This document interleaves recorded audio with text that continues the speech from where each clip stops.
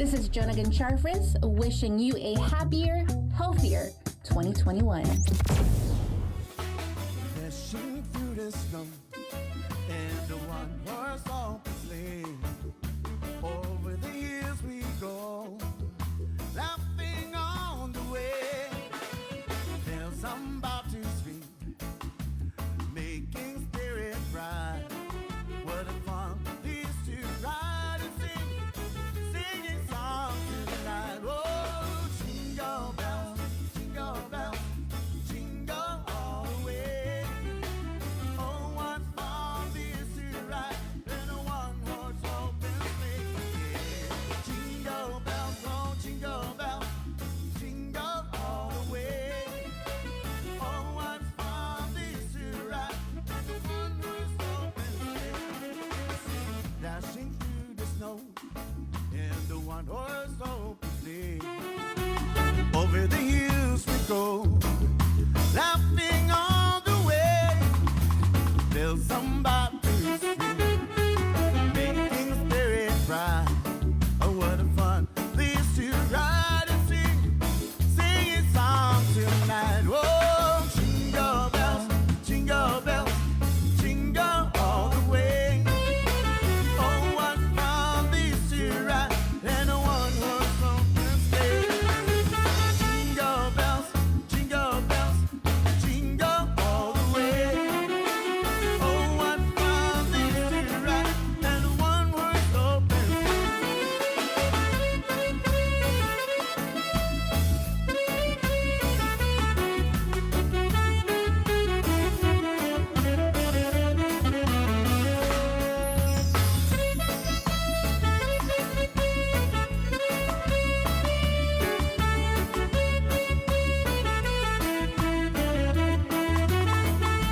I sing, dashing through the snow in the one-horse open sleigh. O'er the hills we go, laughing all the way. Bells somebody to swing, making spirit bright. What a fun these to ride and sing, sing songs tonight. Oh, jingle bells, jingle all the way.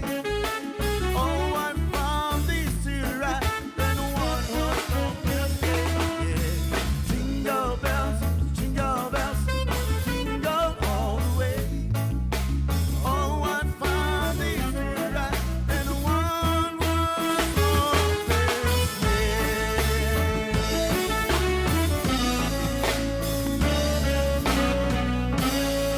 Yeah. Happy New Year from all of us here at KOAM Communications.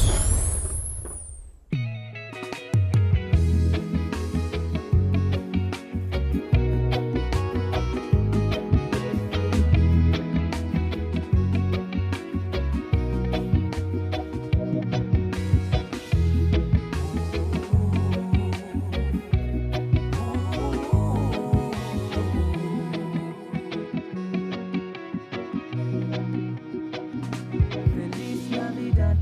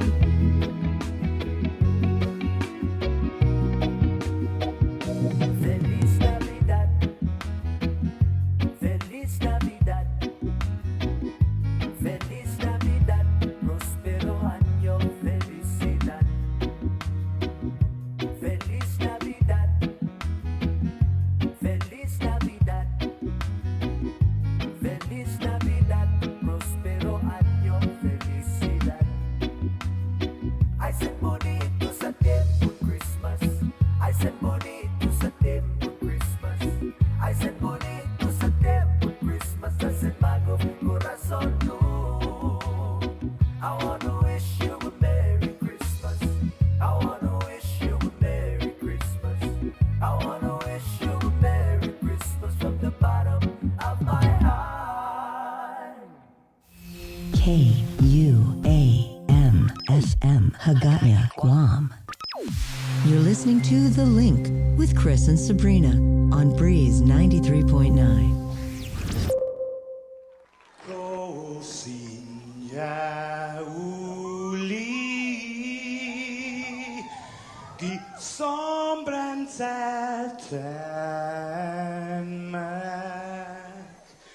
e su ita saluda antes di niga radzaudzan malak estrezas durante todo memu a nogi distancia como kupugi palu zangiman malak guafi ikonum nasugi airi prebatu la noci nai banderata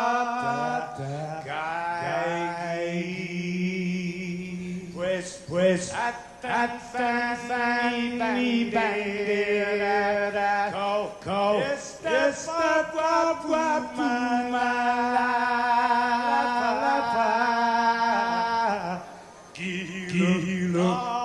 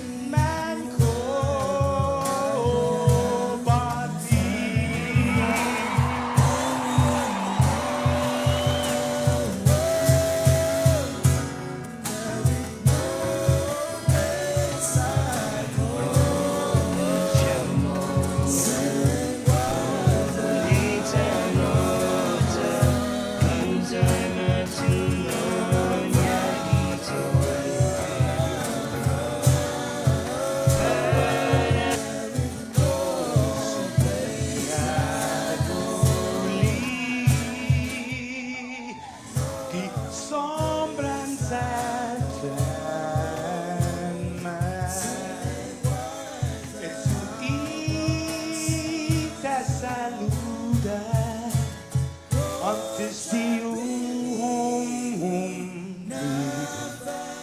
Ratzaus and like espretas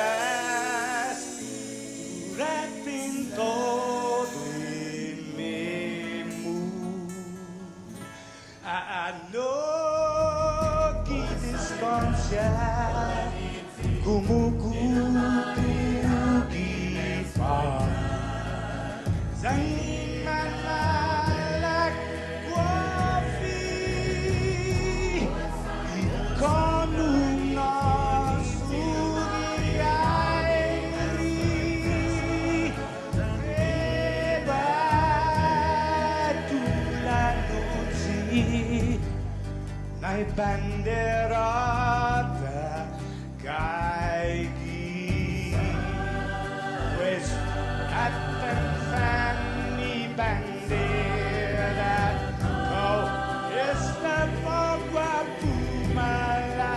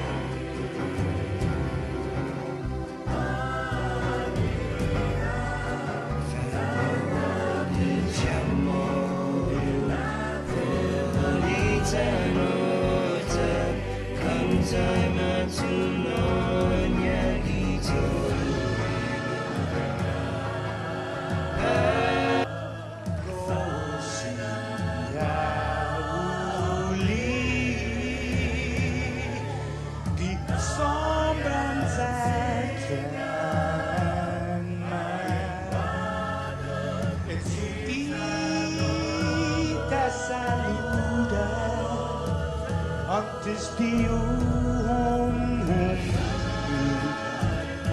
Ratzaus and like espretas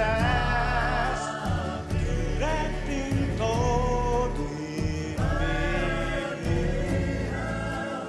I know que distância como que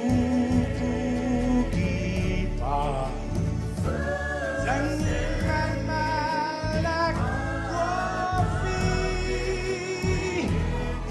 con una sughiairi.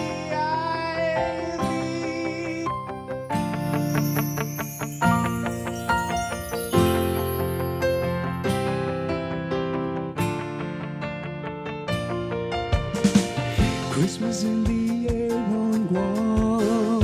When I hear Chamorro Christmas songs on the radio, my uncle carolers at the doorsteps. Christmas in the air on Guam.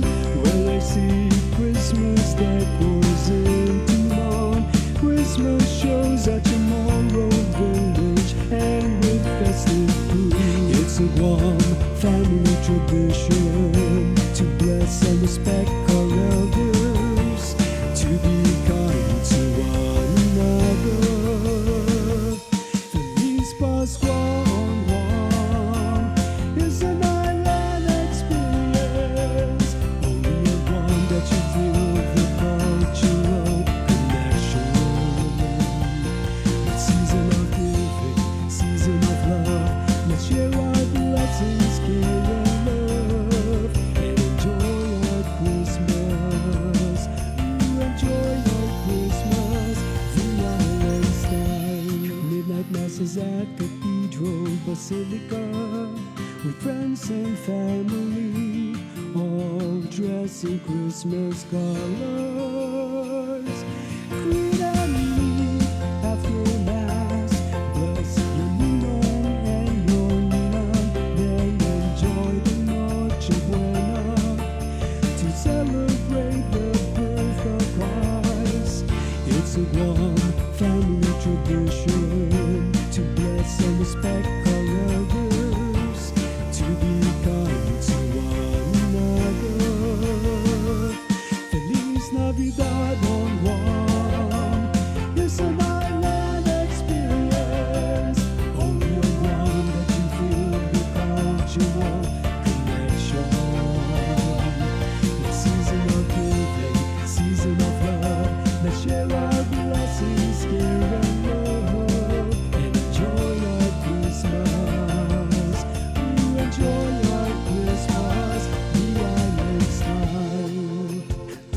was in paradise, cruising around the island. Beautiful sunsets, refreshing breeze, children playing in white sand beach, smiles in the people's face, joy that cannot be replaced. What amazing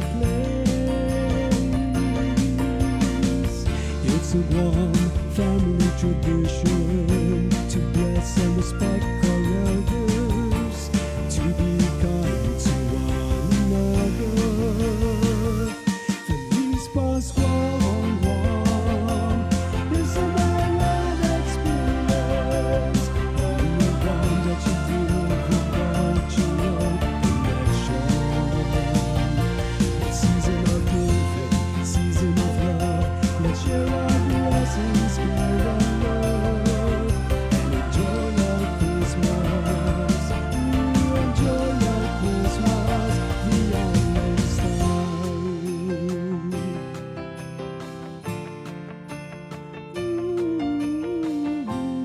Add that to your Guam Christmas hymns, your Christmas anthems. 6:16 in the morning. Good morning, Guam. January 5th, second day of the year, second show of the year. You're tuned into The Link. Remember, the show probably brought to you guys by Calvo Enterprises and ITNE. We're back with a jam-packed whole show here for you guys. Remember, the show is with your host, Sabrina Salas, Matt Tanani. We're also in the Zoom room. We have Andy Wheeler, Jason Salas here in studio, Joe Sir, and myself, Victoria. So welcome and good morning, guys. I absolutely love that song. It's good. I love it. Like I said, he came in and we helped with that project, and we helped them send his audio. And the story was when we first recorded it, he didn't have the instrumental, so I did not know how it would sound like. All I heard was his a cappella and stuff in the background. So I'm like, okay, I would want to really hear the instrumental of that. We didn't get a Dropbox link to it. That's why we didn't get it. So the second time he came in, he brought the instrumental. So when we laid it down with the instrumental, I'm like, whoa, all right, let's jam out. It's so uplifting, and it's got a really good beat and kind of wakes you up in the morning, so I really like it. That's like, there's a lot of like, that, every year we have the same Christmas songs that we play, those classics that we all grew up with. So when we get a new one and that it's a new local song, man, it's always good to have some new stuff. So yeah, we're definitely going to play it again next year when it comes back around. okay, and you guys are going to laugh at me because that's what you guys do. But the way I feel about that song, because there's so much insider info in there, like Caesar sings about, when the family goes to the cathedral basilica and you have mass and everything like that. To me, it makes me feel the same way. Like, remember that old Sir Mix-a-Lot song, My Posse's on Broadway? That's basically a tour of downtown Seattle. And if you've ever been to Seattle, and I have, you see like all the cool places to eat. And see, I told you, all these guys are just laughing. Vic is like, what is Sir Mix-a-Lot? Okay, there was. Do you know who Sir Mix-a-Lot is? Sir Mix-a-Lot actually had music before Baby Got Back. Sir Mix-a-Lot's first CD, Swass, was amazing. Swass, I remember that. Buttermilk Biscuits, yeah. Oh yeah, Buttermilk Biscuits. Dude, My Posse's on Broadway was like the jam way back. That's the jam, dude. That one is still a classic. I mean, Baby Got Back, okay. That one everyone knows, but okay. Some of his other stuff's You'll probably good. hear it right on 93.9, right here on the breeze. When I was in 7th grade, right, the two songs that they would always play, and DJ Joser probably knows this because he's been a DJ for, DJ Joser, like he DJ'd from Moses. That's how long he's been doing this, right? Whoa. But the two songs that they would always play were Posse's on Broadway by Sir Mix-a-Lot and Turn This Mother Out by MC Hammer. Again, Vic, MC Hammer had music before, before You Can't Touch This. All right, I gotta Google all that. Poor Vic. Like, what is all this? Man, what's today? Remember Andy, like being at parties and Turn This Mother Out. Every time they played that, like everybody just put down your food, go onto the dance floor. It doesn't matter if you were a jock, a dork, if you were one of the kids that always opted to be in study hall and everything. Like, everybody got along, everybody had fun, everybody danced. Do you know all the MC Hammer moves? I'm sure you do. I do. Joe Sir was actually doing some yesterday. I never had the parachute pants, which is probably good. I would have thought you had the parachute pants. No, parachute pants were expensive, like those MC Hammer ones. But okay, if you ever tried to do like the MC Hammer, like that super fast, like thing he did like with his feet and everything like that. Nobody could dance like MC Hammer back in like What was the dance? No, you know when he was like. Andy, mercifully, you cannot see what I just tried to do. Jason? We need to see this for the people. Okay, before we get to our shout-outs, and we got a lot. We got New York checking in, we got Arkansas, we got Washington State, Vegas, of course, Kentucky. All of our Link fam is alive and well, and we really, really love seeing that. And they've come out to hang out with us this morning. Okay, before we get to that, I have a burning question that I really need to address with you guys, right? Where do you guys stand on fabric softener? I was doing laundry the other day. I was thinking about it because for years, decades now, I've always, like when I wash my clothes, I always put the liquid fabric softener in during the rinse cycle. And then when I take it out and I put stuff in the dryer, and then I put the dryer sheet in that as well. Because Vic was talking about like bounce dryer sheets the other day. And I was like, so do you guys fabric softener everything and every step of the process? Or do you just do like the end? Or do you even not do fabric softener at all because people say it's bad for your skin?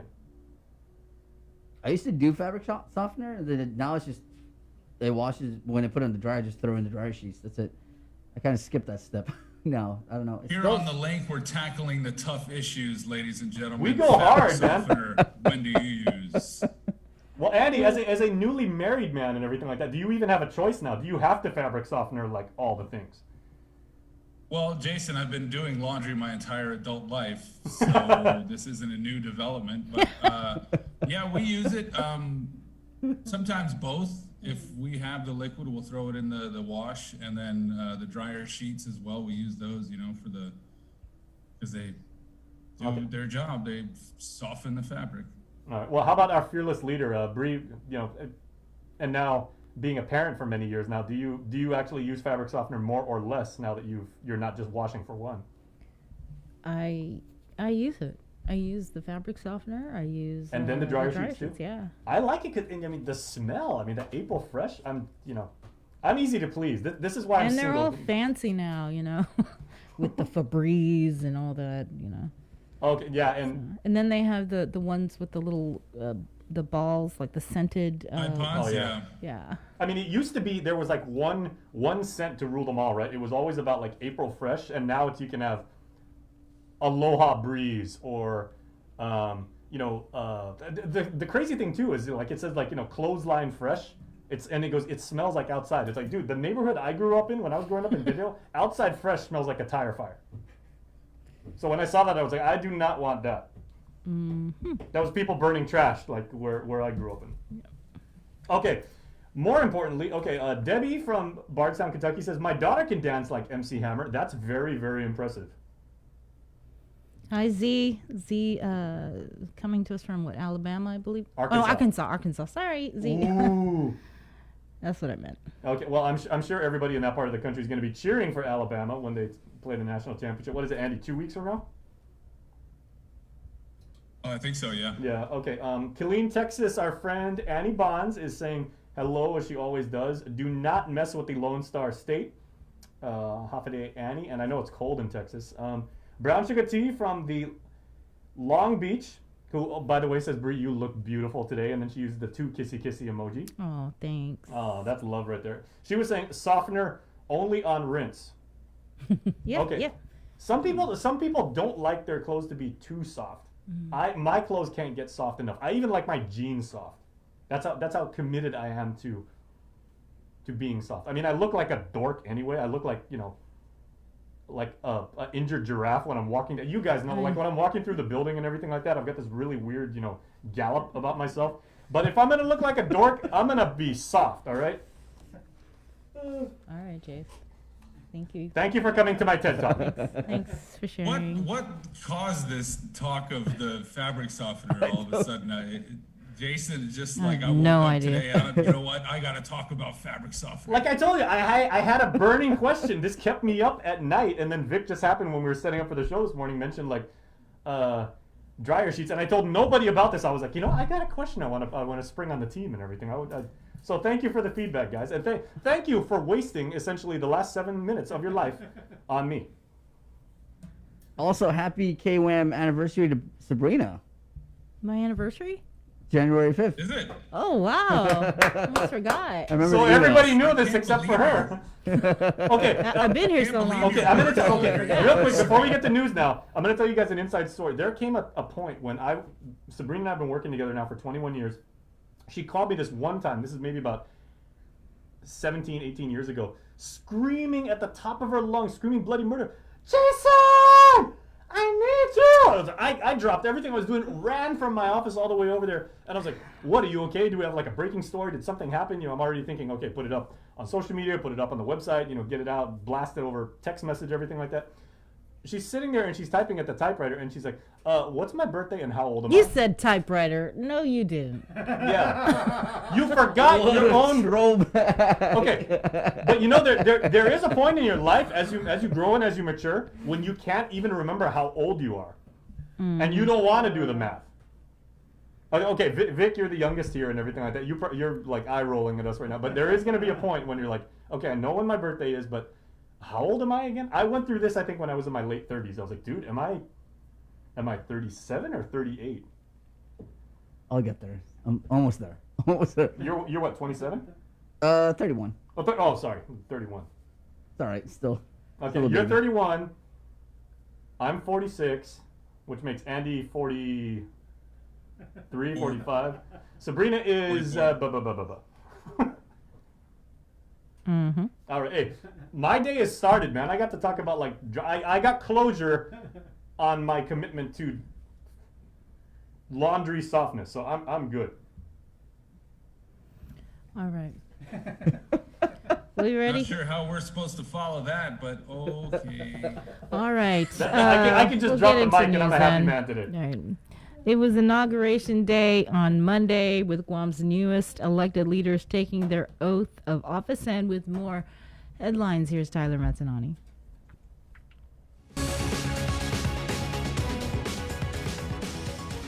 Hafiday, good morning, everyone. I'm Tyler Mazzanani with your headlines here on The Link. New year, new legislature. The Guam Legislature held their inauguration ceremony Monday, and after a year like 2020, all eyes will be watching to see how the 36th Guam Legislature plans to bring us out of the pandemic and onto the road of recovery. Our Peter Santos reports.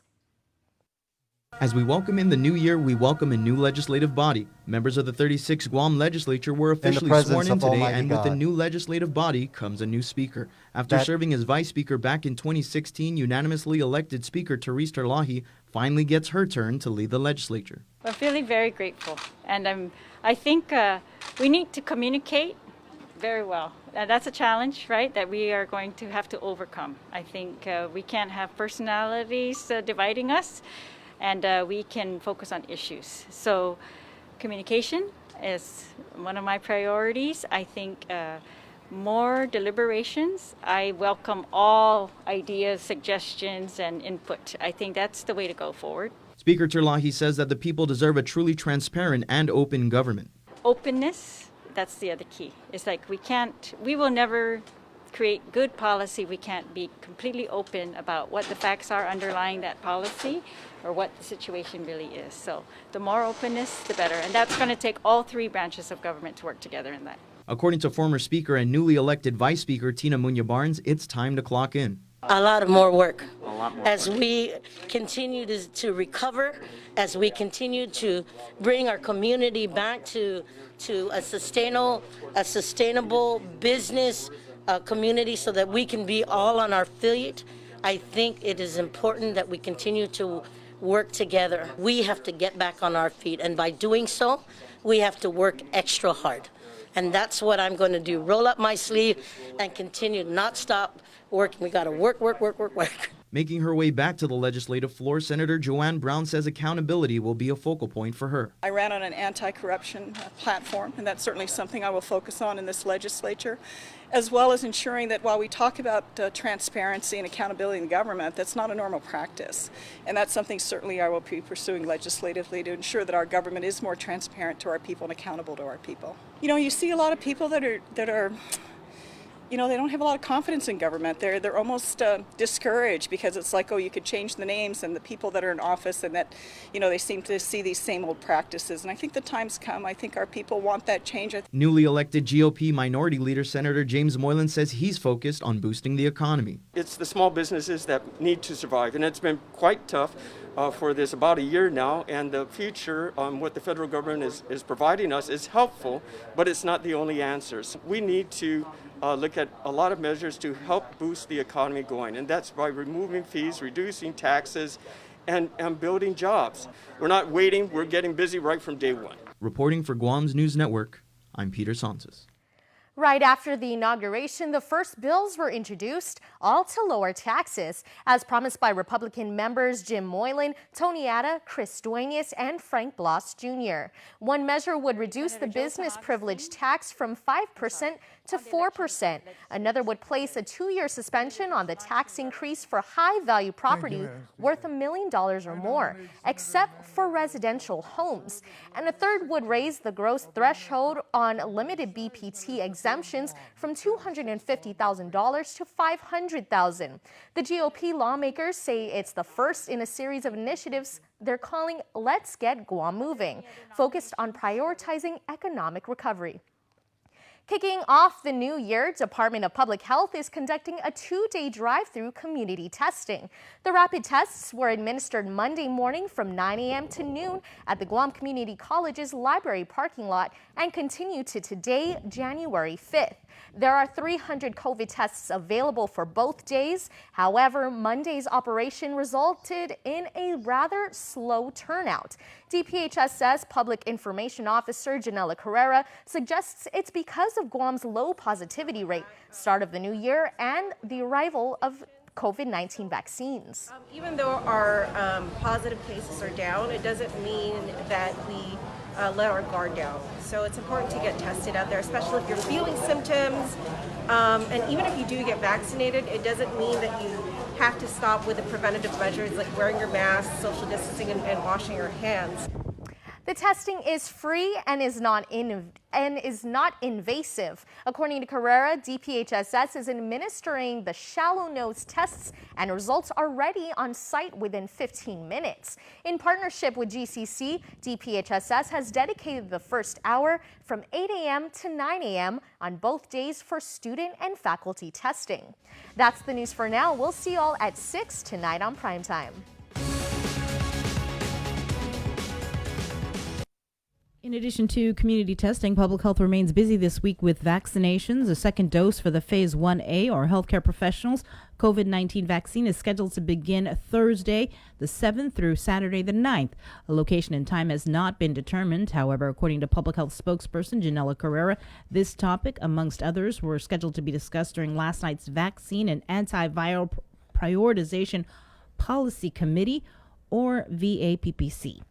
Carrera says public health nurses are currently undergoing training to administer the Moderna vaccine. The VAPPC will then determine how to allocate the December allotment of Moderna and remaining Pfizer vaccine in order to complete Phase 1B vaccination. Coronavirus vaccinations, in the meantime, began Monday for designated military personnel stationed on Guam. Joint Region Marianas announces that the U.S. Naval Hospital has received its first shipment of vaccines. The initial batch contained a limited quantity of doses, which will only be administered to Phase 1A personnel, which includes healthcare providers and support staff, emergency services, and public safety personnel. JRMC says it expects to receive more shipments in the coming weeks, which will be administered to eligible DoD-affiliated individuals as production and distribution increases. For updates on the vaccinations, military beneficiaries can follow the JRMC Naval Hospital and Anderson Air Force Base Facebook sites. As for the latest numbers, the Joint Information Center reports 17 new COVID-19 cases out of 501 tests performed Sunday. Guam's recent coronavirus case count since last March is now 7,344 with 123 deaths, 132 active cases, and 7,089 recoveries. There are 8 COVID admissions in island hospitals, 2 patients in ICU, and 2 on ventilators. Guam's CAR score remains at 0.2. Some Democrats are calling for a criminal investigation into a stunning phone call President Trump had with Georgia's Secretary of State. It comes just as Congress is getting ready to certify the 2020 election results. Natalie Brand reports. During a remarkable hour-long phone call with Georgia's Secretary of State Brad Raffensperger, President Trump pressured him to find enough votes to change the election outcome in his state. All I want to do is this. I just want to find 11,780 votes, which is one more than we have, because we won the state. Everything we've done for the last 12 months follows the Constitution of the state of Georgia, follows the United States Constitution. The president went on to imply that the Republican and his lawyer could face consequences for not helping him. You know what they did, and you're not reporting it. That's a criminal offense, and you can't let that happen. That's a big risk to you and to Ryan, your lawyer. That's a big risk. The president's extraordinary phone call is surfacing just days before Congress is expected to certify Joe Biden's presidential victory. But before that happens, at least a dozen Senate Republicans and several more in the House plan to contest the Electoral College results. And we've seen in the last 2 months unprecedented allegations of voter fraud. Texas Senator Ted Cruz is pushing for an emergency 10-day audit of the election returns from 6 states, citing public mistrust in the results. The move has some Republicans asking their colleagues to move on. This is bad for the country and bad for the party. Democrats call the plan a publicity stunt, and a spokesman for President-elect Biden's transition team says it won't change the fact that Joe Biden will be sworn in on January 20th. Natalie Brand, CBS News, the White House. Back to Guam and more news about 36 Guam Legislature committee leadership positions were announced. Senator Joe San Augustine will chair the Committee on General Government Operations, Appropriations, and Housing. Senator Talina Nelson will chair the Committee on Education, Self-Determination, Historic Preservation, Infrastructure, Border Safety, Federal and Foreign Affairs, and Maritime Transportation. Senator Amanda Shelton will continue to chair higher education and the advancement of women, youth, and senior citizens. The Committee on Air Transportation, Parks and Tourism. Senator Clint Rigel will chair the Committee on Economic Development, Agriculture, Power and Energy, Utilities, and the Arts. Vice Speaker Tina Munoz Barnes will chair the Committee on Rules, Public Accountability, Human Resources, the Guam Buildup, Hagatna Revitalization, Regional Issues, Public Libraries, Telecommunications, and Technology. Senator Pito Terlahi will chair the Committee on Public Safety, Emergency Response, Military and Veterans Affairs, the Mayor's Council of Guam, and Public Transit. Senator Sabina Perez will chair the Committee on Environment, Revenue and Taxation, Labor, Procurement, Statistics, Research and Planning. And finally, Speaker Therese Terlahi will continue to chair the Committee on Health, Land, Justice, and Culture. Meanwhile, Senator Talina Nelson has introduced Bill 6 addressing substance abuse and improve opioid prescription accountability on Guam. The measure is a new and improved version of Bill 388, which she introduced previously to address the island's silent opioid epidemic. The former bill drew positive support and significant recommendations from healthcare providers during its public hearing in November of last year. Bill 6 would improve opioid prescription management and patient education through requiring reviews of patient prescription history, the development of practitioner prescription report cards, mandate a 7-day supply limit of opioid prescriptions, mandate discussion of opioid risks and alternatives with patients, and establish a prescriber-patient agreement. Senator Nelson says the opioid crisis has been affecting the lives of millions across the nation and in our island community for too long, and the pandemic has only worsened this reality. And finally, the governor signed a new law to authorize the refunding of certain bonds that will help the hard-hit airport cover its operation costs. Senators were called into special session last week to act on the measure, which the airport says will provide millions of dollars in short-term debt service relief. GIAA and GITA officials testified that other major airports in the U.S. have done similar refunding. They acknowledge that the savings taken now could cost the airport more in interest down the road. Airports have been struggling to make ends meet in the midst of the global collapse of the travel industry. It will be the second time in as many years that the Guam airport will refinance its bonds. And that is your news. We'll have more on the link after the break. last for 20 years. Wish you a Merry Christmas and a Happy New Year. These special season's greetings from our troops is brought to you locally by McDonald's of Guam and KUAM Communications. We're doing a good job, Guam. In the past couple of weeks, we've managed to keep the CAR score below 5. Together, we rose to the challenge when the governor asked us all to strive for 5. In the past couple of weeks, we've not only brought the CAR score way down from being in the high 40s to below 5, we've shown the governor that we're capable of altering the course of this pandemic. We were on a path to uncertainty, but now because of all of our actions, we're doing better. But better doesn't necessarily mean that we are out of the woods. We still need to watch our distance, wash our hands, and wear our masks. So please keep striving, Guam. We got this. In the spirit of the Christmas season, enjoy the presentation of No Ben and Nino starting December 24th through January 1st, 2021, airing at 5:30 p.m. on KUAM TV 8 and again at 6:30 p.m. on KUAM TV 11. Presented by Addis Trust and Investment. Location, service, trust.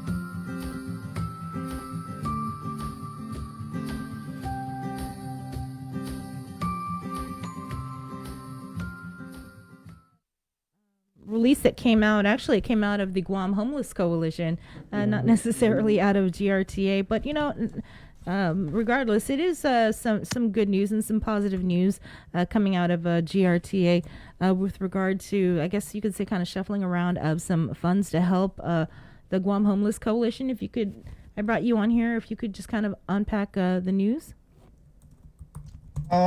Sabrina, thanks for giving me this opportunity.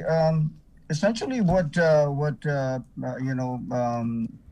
inspired us to or at least urged us to pursue this project is I'm a member of the Lieutenant Governor's Homeless Coalition, team, and we meet prior to the holidays. Weekly, we meet to discuss some initiatives that we can do to help our homeless population of Guam. Many of these people, really, if not all of them, are the most vulnerable people in Guam, and they've been missed in terms of support. So, essentially what we're doing is providing them transportation to have an opportunity to go out and begin looking for jobs, prepare to find jobs, and when they find jobs, they'll be, gainfully employed and be contributing citizens of Guam. So that's really the essence of all of this. And the other thing is, within the Homeless Coalition are the nonprofit organizations who help these target population. And every time they show up on our meetings, one of the biggest concerns that they have is, that these people can go out and fend for themselves in many ways because they don't have transportation. So, we've worked hard. My team and I worked hard to try and put together a support mechanism to provide, transportation for these people. So that's where we're at. And then the other thing is, well, my budget was cut $300,000. So as a result of that, we're really limited with funds. So I went to the Federal Transit Administration and asked, hey, the governor and lieutenant governor are, they're working and trying to put together a program to help our homeless folks in Guam. And we're asking this if we can use some of our CARES Act funds to support this program. And we went back and forth, and in the end, they said yes, of course. you can use CARES Act funds. And the other thing is that it was mentioned, and I'm hoping and praying that, more funding will come our way, because they said that, you can use the CARES Act funds and hopefully and be prepared that you might be getting some more money to support this kind of things, So I put together a group of people, a team, to include a transportation, management center, so that we can, effectively and efficiently handle this operation. So that's where we're at right now, Sabrina. Mm-hmm. And so how much total though in CARES Act funding did you guys get? We got $2.7 million. 2.7. 2.7, and so is it 300,000? Because that's how much you guys lost in your budget. Is that how much is going to this particular program? No, not really. That's something that I've got my transportation supervisor to start working on. Is of course we have a vehicle. We have the transportation supervisor. We already have a driver. So we're looking at I would say around the vicinity of $150,000 in the end. But we're keeping track on the resources that we dedicate to this program, so that in the end, at least we have good data, to support us as we move on, with this kind of support. Mm-hmm. So how does this program actually work for the homeless population? So how do what they it is? So what it is that we're working with the Homeless Coalition, and they have identified the folks that are their clients, and we're working on the logistical part of this, where we need to make sure that people under this program will have some sort of identification to show the bus driver as they board the bus that they are clients of the Homeless Coalition. And we'll take them to, they'll give us a call, the driver, the clients, or the nonprofit organization, and arrange for transportation. So what we'll do is we'll put together a manifest and give that to the driver, and the driver will proceed on out to where the folks are at, and pick them up and take them to their destination. So that's... So you said you had a driver and a vehicle. Are these a new driver and vehicle, or just in the existing fleet that you dedicated to this purpose? We have existing driver and vehicle right now, and we're going to use those resources. And then we have also a dispatcher at the moment. If there's the only person that we're going to hire is a scheduler. This scheduler will be responsible for taking the phone calls, making sure that the clients are identified, what time they need to get picked up, their destination, and then we'll, of course, then, like I said, have the driver bring a manifest with him and go out and pick these people up. Yeah, so we do have some existing resources that we're going to be using. We're not going to go out and totally start from scratch, Yeah. Do you have an idea from the Guam Homeless Coalition, like how many people we're talking about that are in need of transportation? Altogether, I was provided about 900 people, but on the other hand, of that 900, there are some existing riders already with the paratransit services with GRTA. So 900 is what they gave us, but some of those are already being serviced by the Guam Regional Transit Authority. 900 homeless. 900 people that are clients of the Guam Homeless Coalition. That are in need of transportation to get to work. That's correct, ma'am. And perhaps maybe some of these 900 are families, so maybe in one household, there might be 3 or 4 people, maybe just one, so We'll work with these people as we get contacted to provide transportation. So it's just work, or because I'm reading here, for medical appointments, and also for other sorts of essential destinations. Is that also what this project will include? That's correct, ma'am. Okay. That's correct. Okay. Yeah. Really, what we're trying to lead to here with the Lieutenant Governor's leadership is to really afford these people a means of transportation that they can rely on, and we'll do with what resources we have, but to try to get them off the ground, and hopefully one of these folks, or maybe several of them, will be able to find jobs, and go out and be contributing citizens rather than to be totally reliant on social programs. And I think in preparation to revitalize our economy, this is an avenue in that direction. Even if some of these people are without formal education or training, but they have to start somewhere, and that's where that's where transportation comes into play with this. When is this project going to start? I'm working with the Guam Homeless Coalition. We have to really plan out the logistics and then the coordination process and all of that on their side. And our target really is the 19th of January. But on the other hand, again, that's a tentative. We're continually meeting with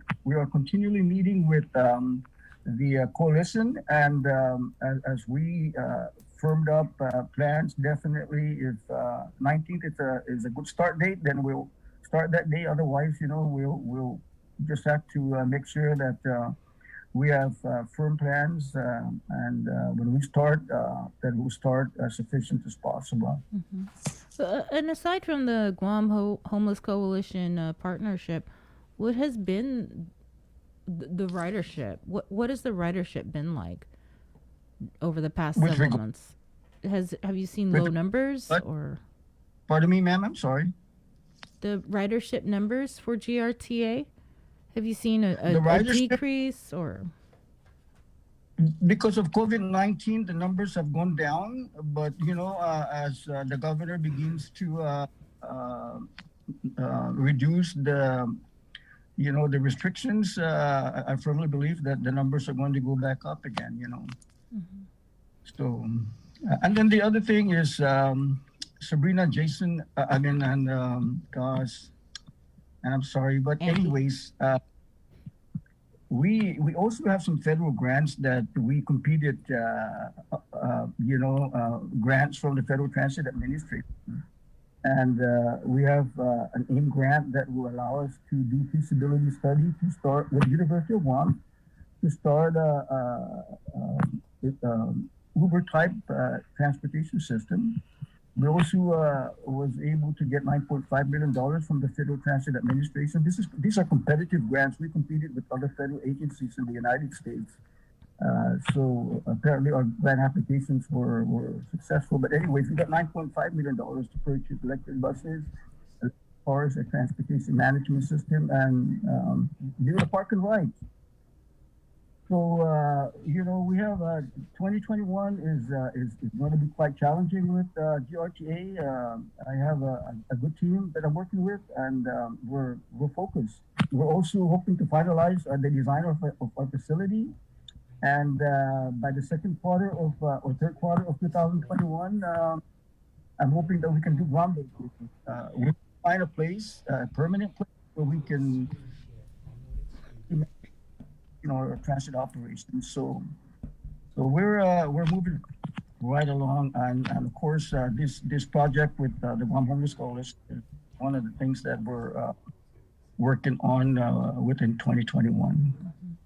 We do have Sel, with the inauguration yesterday, we saw the 36th legislature going in there. You have a champion in the legislature now that you've kind of had their ear for a little bit to kind of get things going? I have two to admit that, man, the previous legislature group of senators were very helpful. I have to admit that. Even though my budget was slashed, I was able to get a piece of property to build our facility, and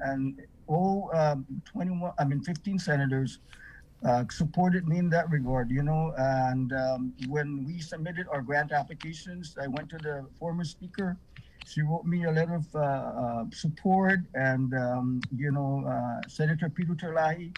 Senator Peter Terlahi has been really a driving force behind transit, because he's the oversight chair. So thanks for asking me that question. Yeah. But and it's I just hope and pray, really, honesty. I want to be honest with you on this. Transit is a vital element in growing an economy, and in addition to that, we reduce congestion, we better our environmental health. People don't have to buy expensive gasoline. They don't have to pay for car repairs. And we're doing what we can to hopefully one day Guam will have a decent transit system. Remember, this agency has been in existence for over 10 years. And, we're doing what we can to make things better.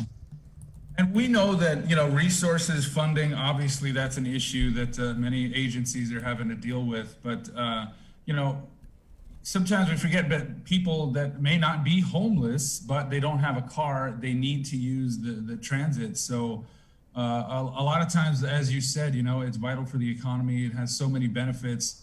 And people just need to know that they have confidence in it, that, hey, if I've got to be at work every day at this time, I can know and guarantee that, I'm going to be able to catch the bus. So how's the consistency been of the transit? That's a very, very good question. We just activated our transit management system by Route Match. Uber Route Match is our vendor, our contractor on this. And we are monitoring our reliability rates for both paratransit and for fixed routes. And I have confidence in the fact that our buses are going to be there on time. Because on the other hand, because we don't have a whole lot of buses, and we're working hard with GSA to buy buses, but the number of bus stops are limited, and also the frequency is I have to say an hour and a half, hour and 15 minutes. But as we get more buses, we're going to have more. On the other hand, if we determine that with University of Guam that the Uber-type transit system is a transit system that we should consider in Guam, hey, why not give us a call through technology, and we'll send somebody out and pick you up and drop you off. And when you get picked up, you're not going to get picked up at a bus stop. You're going to get picked up to a place nearby your house or right in front of your doorsteps. So that's I went to a conference with the National Governors Association. And I listened in to many of these new trends that are ongoing back in the States. And one of the major movements is the Uber-type transit system. And the reason for that is because, the normal way of transit right now is we send a bus to go from one bus stop to another bus stop, hoping that somebody be there. So if nobody's there, then we're just sending the bus out with, But if we send a van out to pick up several people, going to the same direction, then we know that when we send that van out, it's going to pick up somebody. Mm-hmm. It's not going to be going out there empty-handed, So yeah, obviously you don't want to waste money on routes of a bus just driving around that's empty. So this seems like a good deal. But have you gotten to the point where you've done any kind of cost analysis? Any idea what this is going to cost you in the long run? Maybe roll that into the budget. Yes, we're working on that, sir. And as a matter of fact, the Accelerated Innovative Mobility grant that we got, the AIM grant, all of those are going to be part of the feasibility study that we will be conducting with University of Guam. So definitely, in the end, we'll come back and report to you guys, the findings. And the other thing about this is that we're required by the Federal Transit Administration to report our findings up to them. and they will use our data to share with other transit agencies in the United States. This is a competitive grant, and really, of the I think 150 applicants, we received the second highest amount, $1.9 million. You know, and it's again, we're definitely in the end we're going to find out the cost, the viability of the system, and you know, perhaps maybe it's a way to go here in Guam rather than the normal way of transit operations. Yeah. Sal, you've been mentioning route match a technology right by Uber, and so what has been, I guess, the response to the GRTA Amble app? It's we do have clients who are already using that. We have to continue to work with our clients. Right now, the Amble is essentially for use with our paratransit riders. So we're working with them. We have. I'm not sure exactly how many are already taking advantage of those, but our goal before the end of the year is at least close to 50% of our riders will be using the Amble. The big advantage of this is that in addition to making phone calls or submitting their travel requests by computer, they can download the app and schedule their rides. And one of the neat things about this Amble the transit management system is that a paratransit rider can submit his or her ride request at least 14 days before, and then a day before, the technology will contact them and say, hey, tomorrow you're going to have a ride. If you plan to cancel, please cancel now. So then 30 minutes before the bus arrives to pick this rider up, the technology will contact them and say, get ready because the bus is on the way. And then the other thing is we are constantly monitoring the reliability. Our dispatchers know exactly where the vans and buses are going to. And we know exactly, whether our reliability right now with regards to paratransit is about 95, 96%. And considering the traffic, considering the remote areas that our clients are living at, and let me tell you, again, we have buses and vans. The reason for the vans is because we have areas in Guam where the buses can't go in. So we use those vans to go into the midst of some, remote locations in Guam to pick our riders up, man. I tell you, it's challenging, but like what the OCR, Office of Civil Rights Inspector, said to us when they arrived last March is that, we admire you guys for taking the task of paratransit because it's a tough operation. Mm-hmm. Yeah. So you're going to install a lift kit and big tires on one of the vans, or what? Pardon me? You're going to install some big tires and a lift kit on one of the vans? Hey, man, I tell you, we can't do that, but we're doing our best. And I tell you, I think one of the things we talked about, and you mentioned it, that confidence rating is because, from years and years ago, that you hear the jokes, you hear the stories about just it's unreliable, you'll never get where you're going. So you're really trying to let the people know that, hey, man, we've come a long way.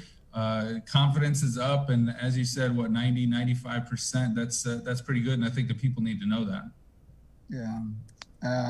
Thanks for asking me that question. Thank you for your comments because, we're doing our best, and we've only been on board, hey man, 2 years.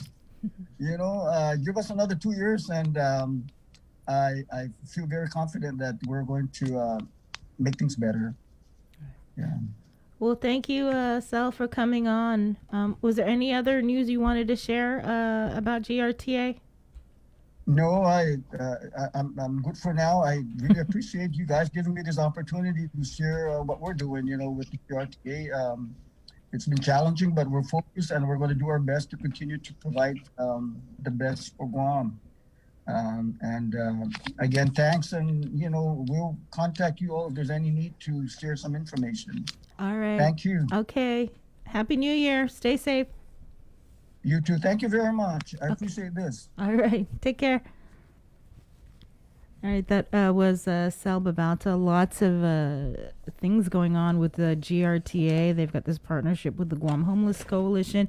They are, anticipating rolling out this new program to help get our homeless people to work, take them to their jobs, medical appointments, and other essential destinations. And they plan on rolling that out, I believe you said January 18th, 19th of this month. It's pretty important, man, because like I was saying, if you're homeless and, hey, man, that job, that's my livelihood. I need this just so I can get back on my feet. You got to make sure that it's consistent, that I know, hey, man, I'm going to be able to make it to work on time every day, because, first day on the job, you're 15 minutes late. Next time you're an hour late. It's like, that's not going to look good. So if they're confident and they can get it done, get back to work, I think that's great for the island. You know what I'm hoping this also does too is give, the community in general, I think Andy hit very effectively on that, is get the community at large to have more of an interest in actually using public transit, because the heyday, if you will, of public transit on Guam was in the 80s. They had this service that a lot of you that remember that far back remember. It was called Waiver Ride, and the concept was that if there was a public bus that was going along, you could literally from wherever you were just stand on the side of the road and hold your hand up and wave, and then it would find a safe place to park near you, pull over, and then it would bring you to where you need to go, and it was wildly popular. Why it went by, fell by the wayside, is, there's like 3 or 4 different theories and everything like that, but it was reliable. Like I said, it was very, very, it was fun. It was popular, and hopefully we get back there someday. I also thought what was interesting is the Amble app. And so it's the app that allows GRTA paratransit riders the ability to request trips from their smartphone, and so it's available on iPhone and Android devices. So you're aware of that, right, Jace? Yeah. No, and the fact that they're actually doing this app based, because I was just thinking, for people that I know, you lit up when oh my, my eyes, you couldn't fit my head in this face mask right now in the face shield. But I was just thinking, like about my dad, and when he was still around.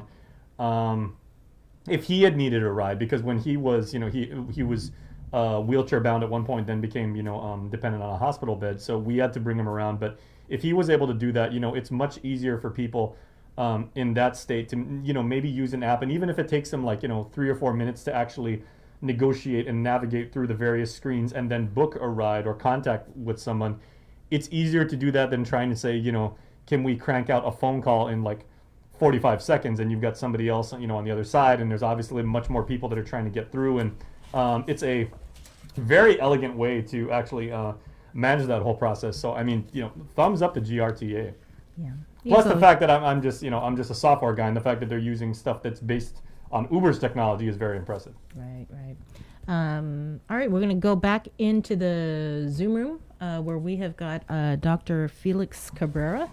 Time for a checkup and check in with him. Good morning, Dr. Cabrera. He's wearing the white coat today too. Must be at work. Good morning, everyone. How you doing, Doc? I'm doing great, hanging in there. So it's going to be 3 weeks, right? And you're heading into get your second dose of the Pfizer vaccine. Yeah, I should be getting it this week. Still kind of debating. I'll be eligible to get it this Thursday. I'm actually on service, on inpatient service right now, which is can be rigorous and it'll continue through Sunday. So I may want to delay just for the chance that I might get which is the most common symptom is fatigue that you might get after the second dose, and so that may last until the next day. And so wouldn't want to have a very hectic schedule and expecting that and the possibility. But again, it is still a small possibility. We're talking about a 4% chance that I might have those symptoms. So when you say delay, what does that mean? Like you may not have it take the second dose until a month later, or I mean, can you do that? 2 days. Oh, Yeah. so you can go past the 3 weeks. Yes, you can. And in fact, there are several areas that are looking at strategies of delaying actually a lot more than that, just so that they can get more people to get at least that initial first shot. And so that's not a common strategy, but it's one that I believe even like the United Kingdom may be one of them that's considering that. And so just to get as many people as they can to get that first vaccine. But that's a different, that again, those decisions depend on the groups that you're considering. Healthcare workers, we don't want to delay them, any more than we have to, because their protection is key, because also to protect their patients and the rest of their coworkers, and obviously themselves and their family. So there have been studies on this and this delay. Like, what's the maximum amount of time you can hold out before taking a second dose? We don't know the answer to that question, and experts don't know that yet. But they're still following them. They're still looking into it. The science behind it says that it makes that there shouldn't be any real issue of delaying it in terms of its effectiveness. That it'll be just as effective if you get it after that threshold point, like for the Pfizer vaccine, the 3 weeks.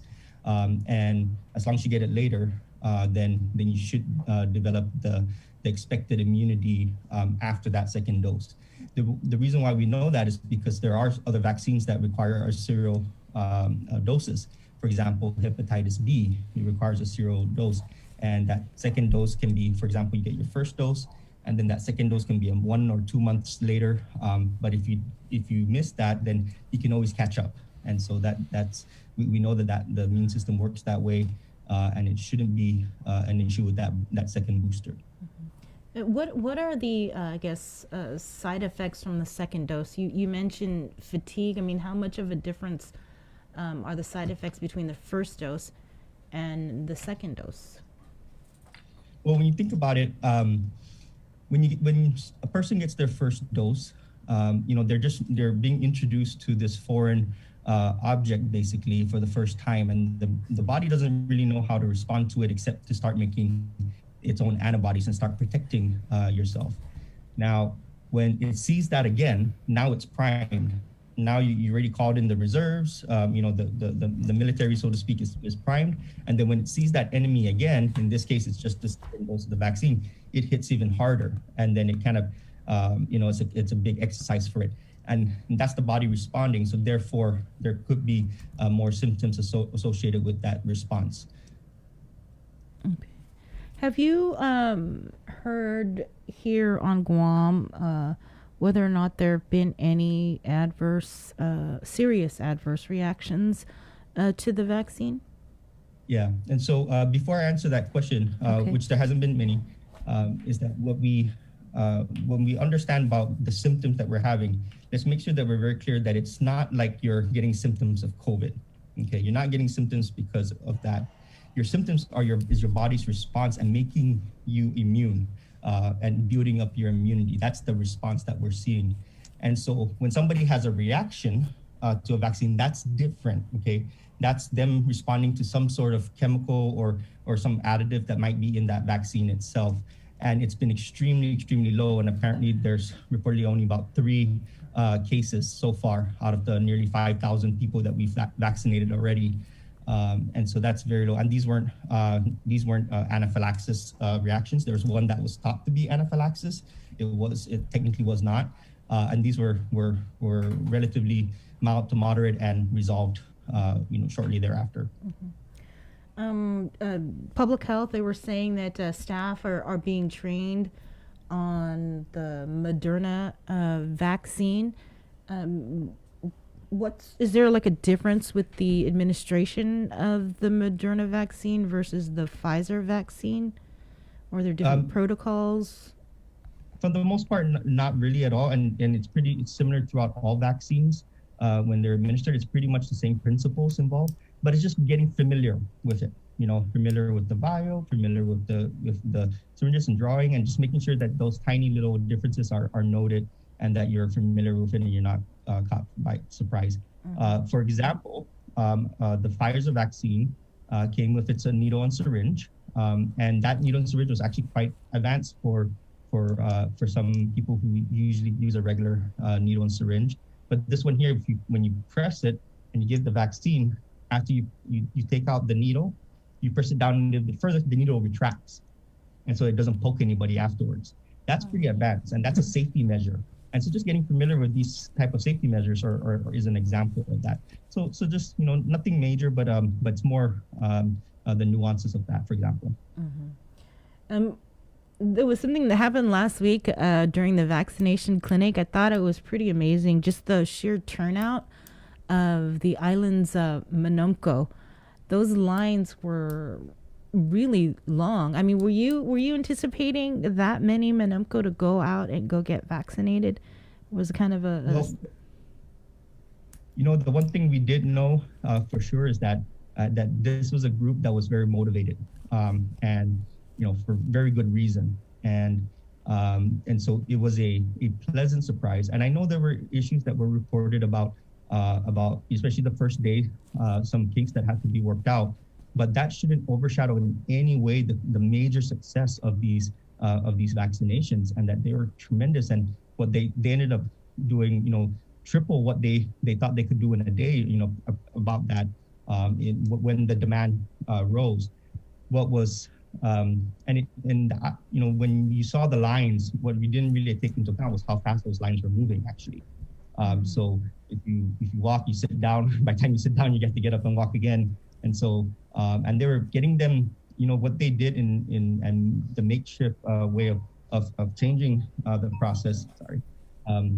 It ended up being that they're trying to get them as comfortable as possible, get them into the air-conditioned waiting area that was nicely spread out, and then kind of move them through the different stations. And so it was a really well-organized process, and it was very impressive for sure. Mm-hmm.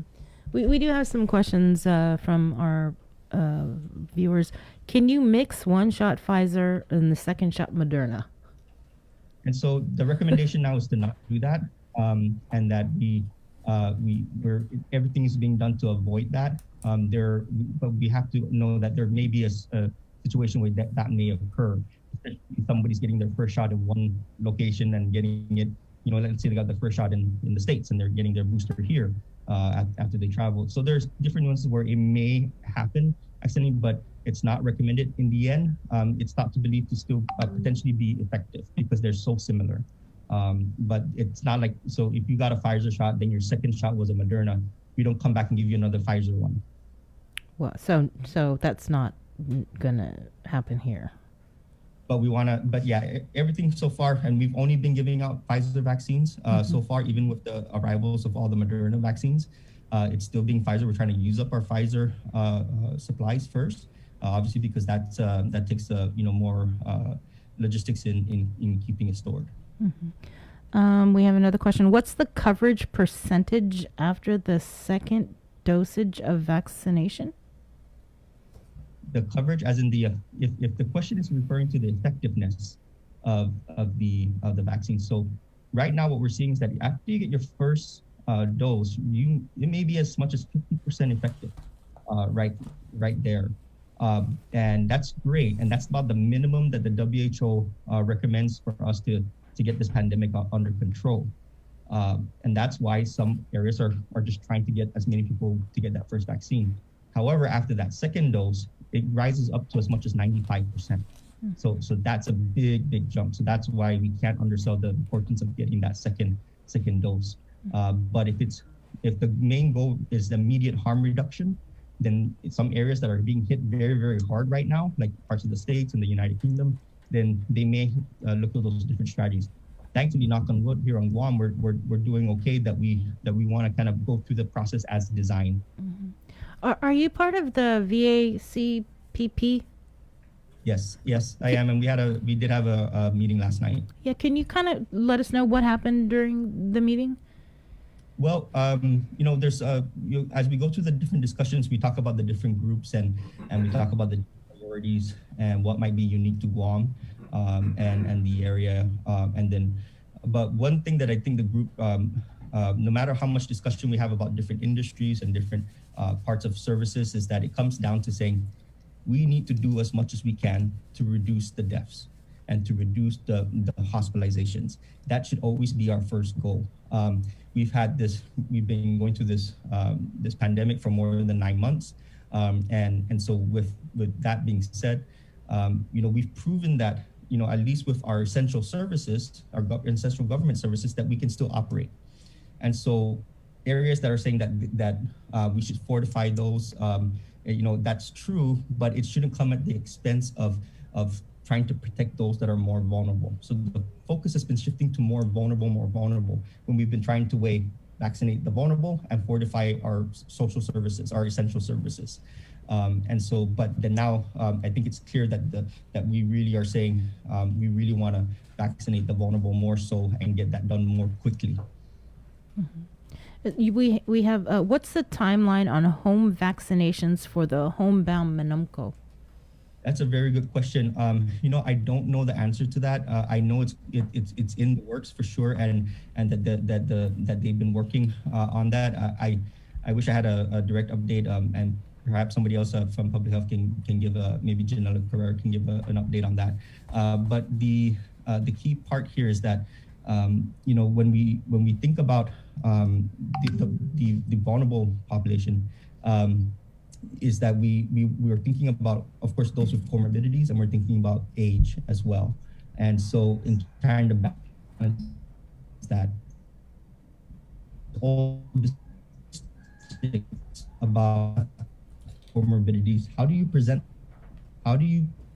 that? Because if we start saying, it's hard to take a guess here, but probably at least 1/3 of the island has comorbidities. It's a lot of people to vaccinate, and people are gonna, where do they fall in line?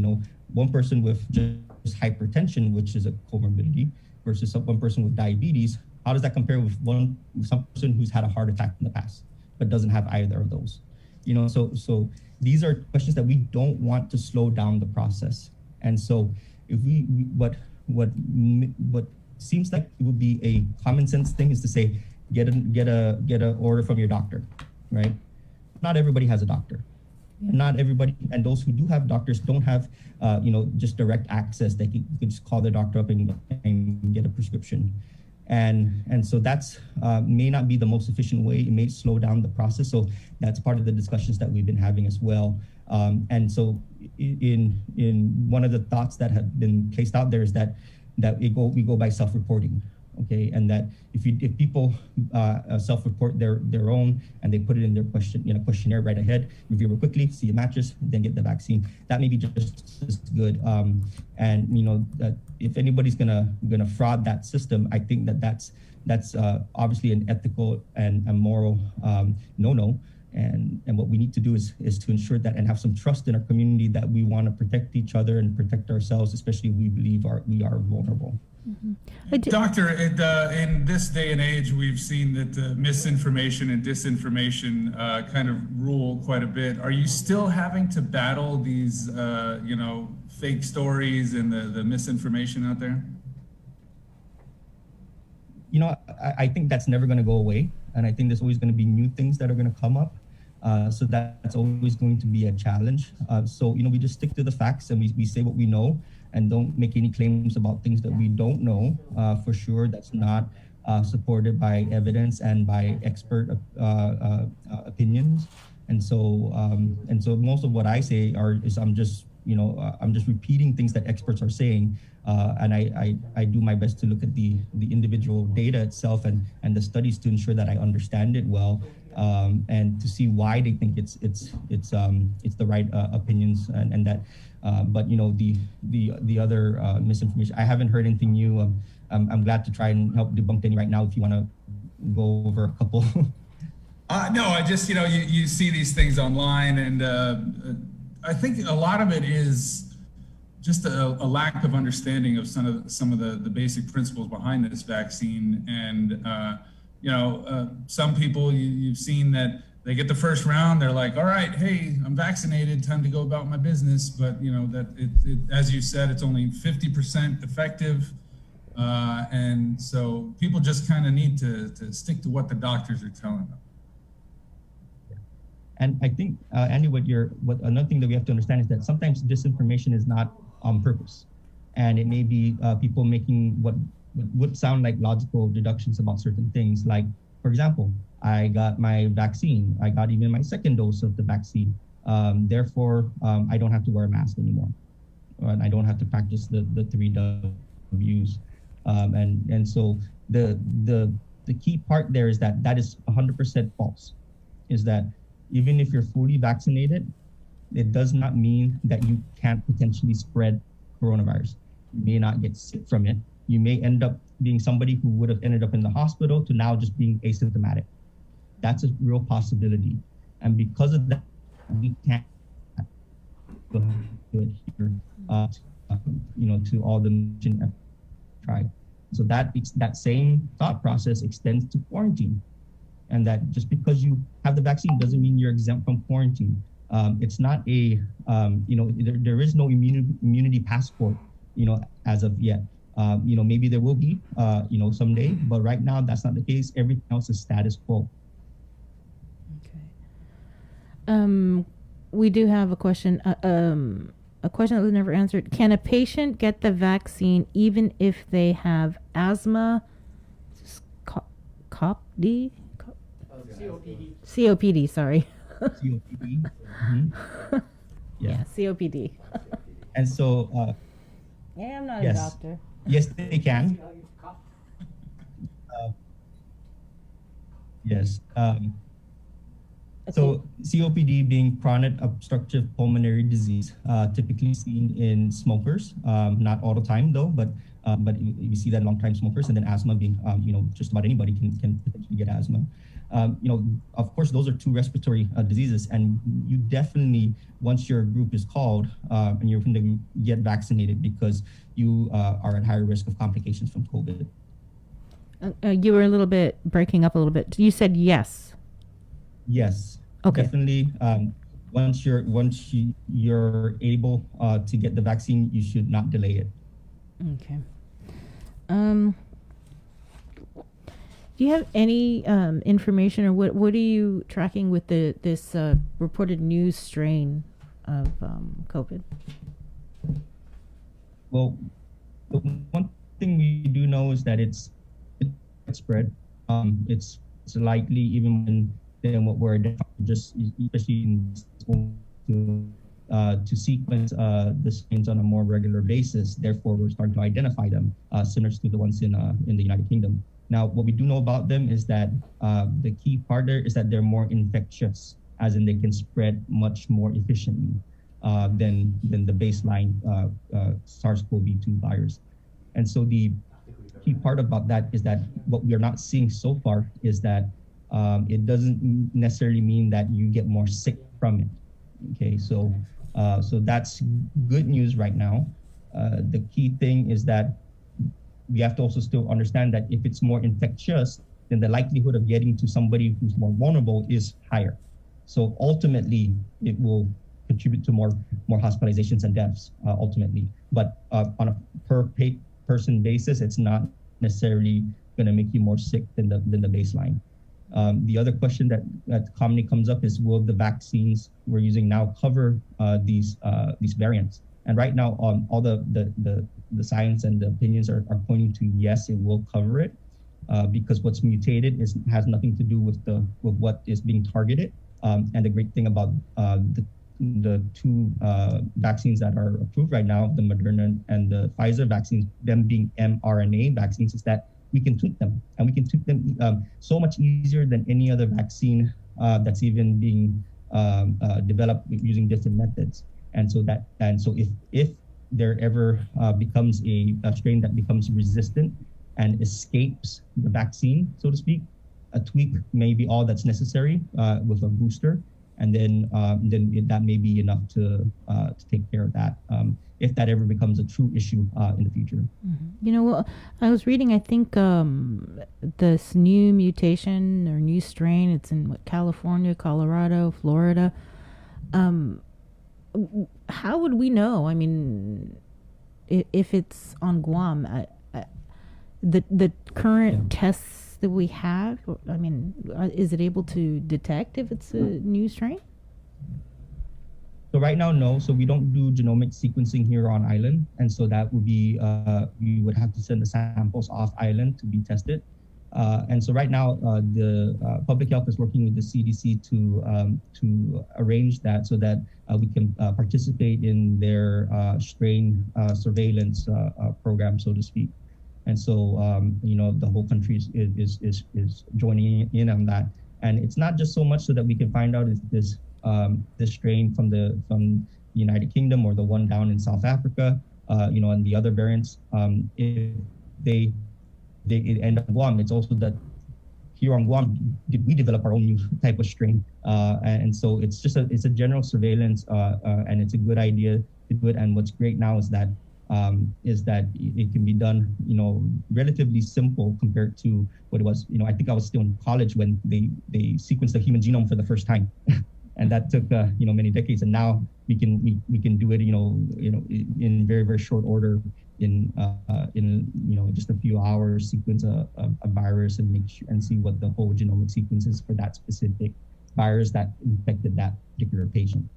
You said genomic testing? Okay. Yes. Okay. And so, yeah, looking at the DNA for humans, and in this case, the virus is RNA, which is very similar. So it's just sequencing it, basically getting like the source code of it, basically, is the other way of thinking about that. So these new variants, the mutations, they're still similar enough that they're going to show up on a positive test, but we just wouldn't know that it's the new variant, right? Correct. It's like saying, can you recognize a dog? But then dogs have different breeds, and so that's the different variations in a species, right? In different dogs, and you can have, you know, from a Chihuahua to a Mastiff, right? And you know, very different, but we can recognize it as being dogs. So that's what the tests do. They still recognize them as being SARS-CoV-2. Right. So how would you know that this might be a mutated strain that you would be requesting for this genomic testing? What we would do is we would send samples. You know, as I understand it, we may not necessarily send all our samples, but a sampling of our samples, basically a certain percentage of all the tests of all the positives that we identify. A certain percentage is automatically sent for sequencing, and so it's a surveillance program and trying to see if it's caught. And that's what they've been doing in these other states. Is they've been sending a sample of it. And so, yeah, they may have identified, you know, like 3 in Colorado, but that was just a sample. You know, it's clearly from a larger pool. Okay. So we're currently working on that, right? Public health is. That's what you said. Yes. Okay. Correct.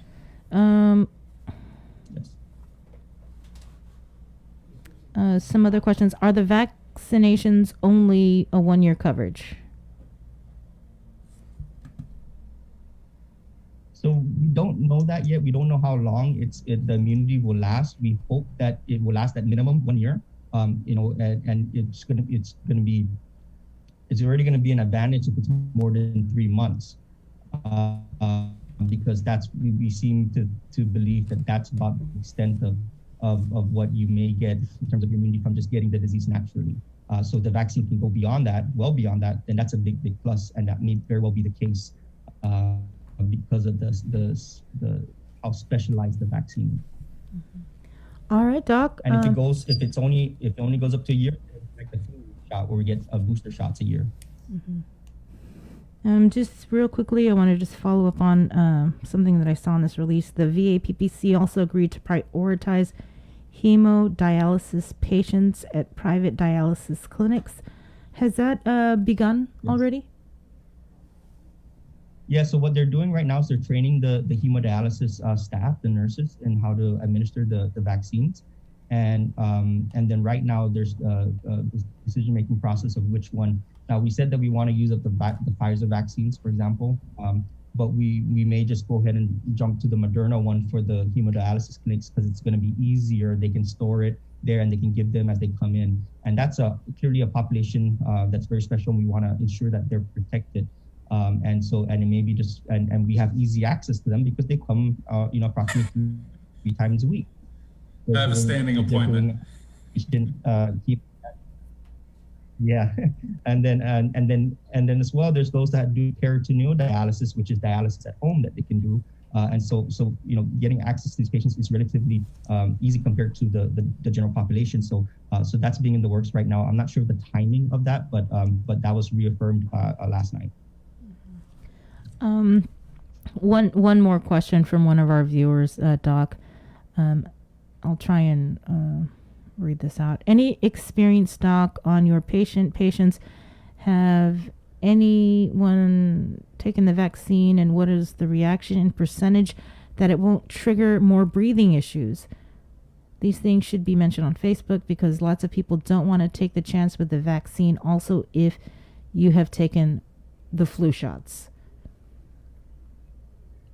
I think this is... So right now, if you have I think that if I'm understanding the question correctly, it's trying to say what is the odds that you're going to have a breathing issue if you take the vaccine, and then also in relation to if you've had similar symptoms with the flu vaccine, for example. Well, if you've had a reaction to the flu vaccine, a true reaction, then right now we don't believe it's a good idea to get the COVID vaccine until we understand that a little bit better. And especially the person's individual, because everyone's reaction can be very different. Now, the real breathing issue that comes if you have any type of reaction, that's what we call anaphylaxis, and that's where it's a major allergy reaction to a vaccine, similar to if you got somebody who's allergic to bees and they get a bee sting, and then their face may swell up, their throat may swell up. And then that throat swelling up is where all of a sudden air can't pass through anymore, and that's your breathing issue. And that's how some people may die. But then an injection with epinephrine, which is basically adrenaline, that injection can resolve that within seconds. And so that's but it still requires emergency treatment. And so that's the real key part. That the odds of that occurring is extremely low. And it's no different than than the common vaccines that we're already giving and that we're very, very familiar with. There is no increased risk of that we know for sure.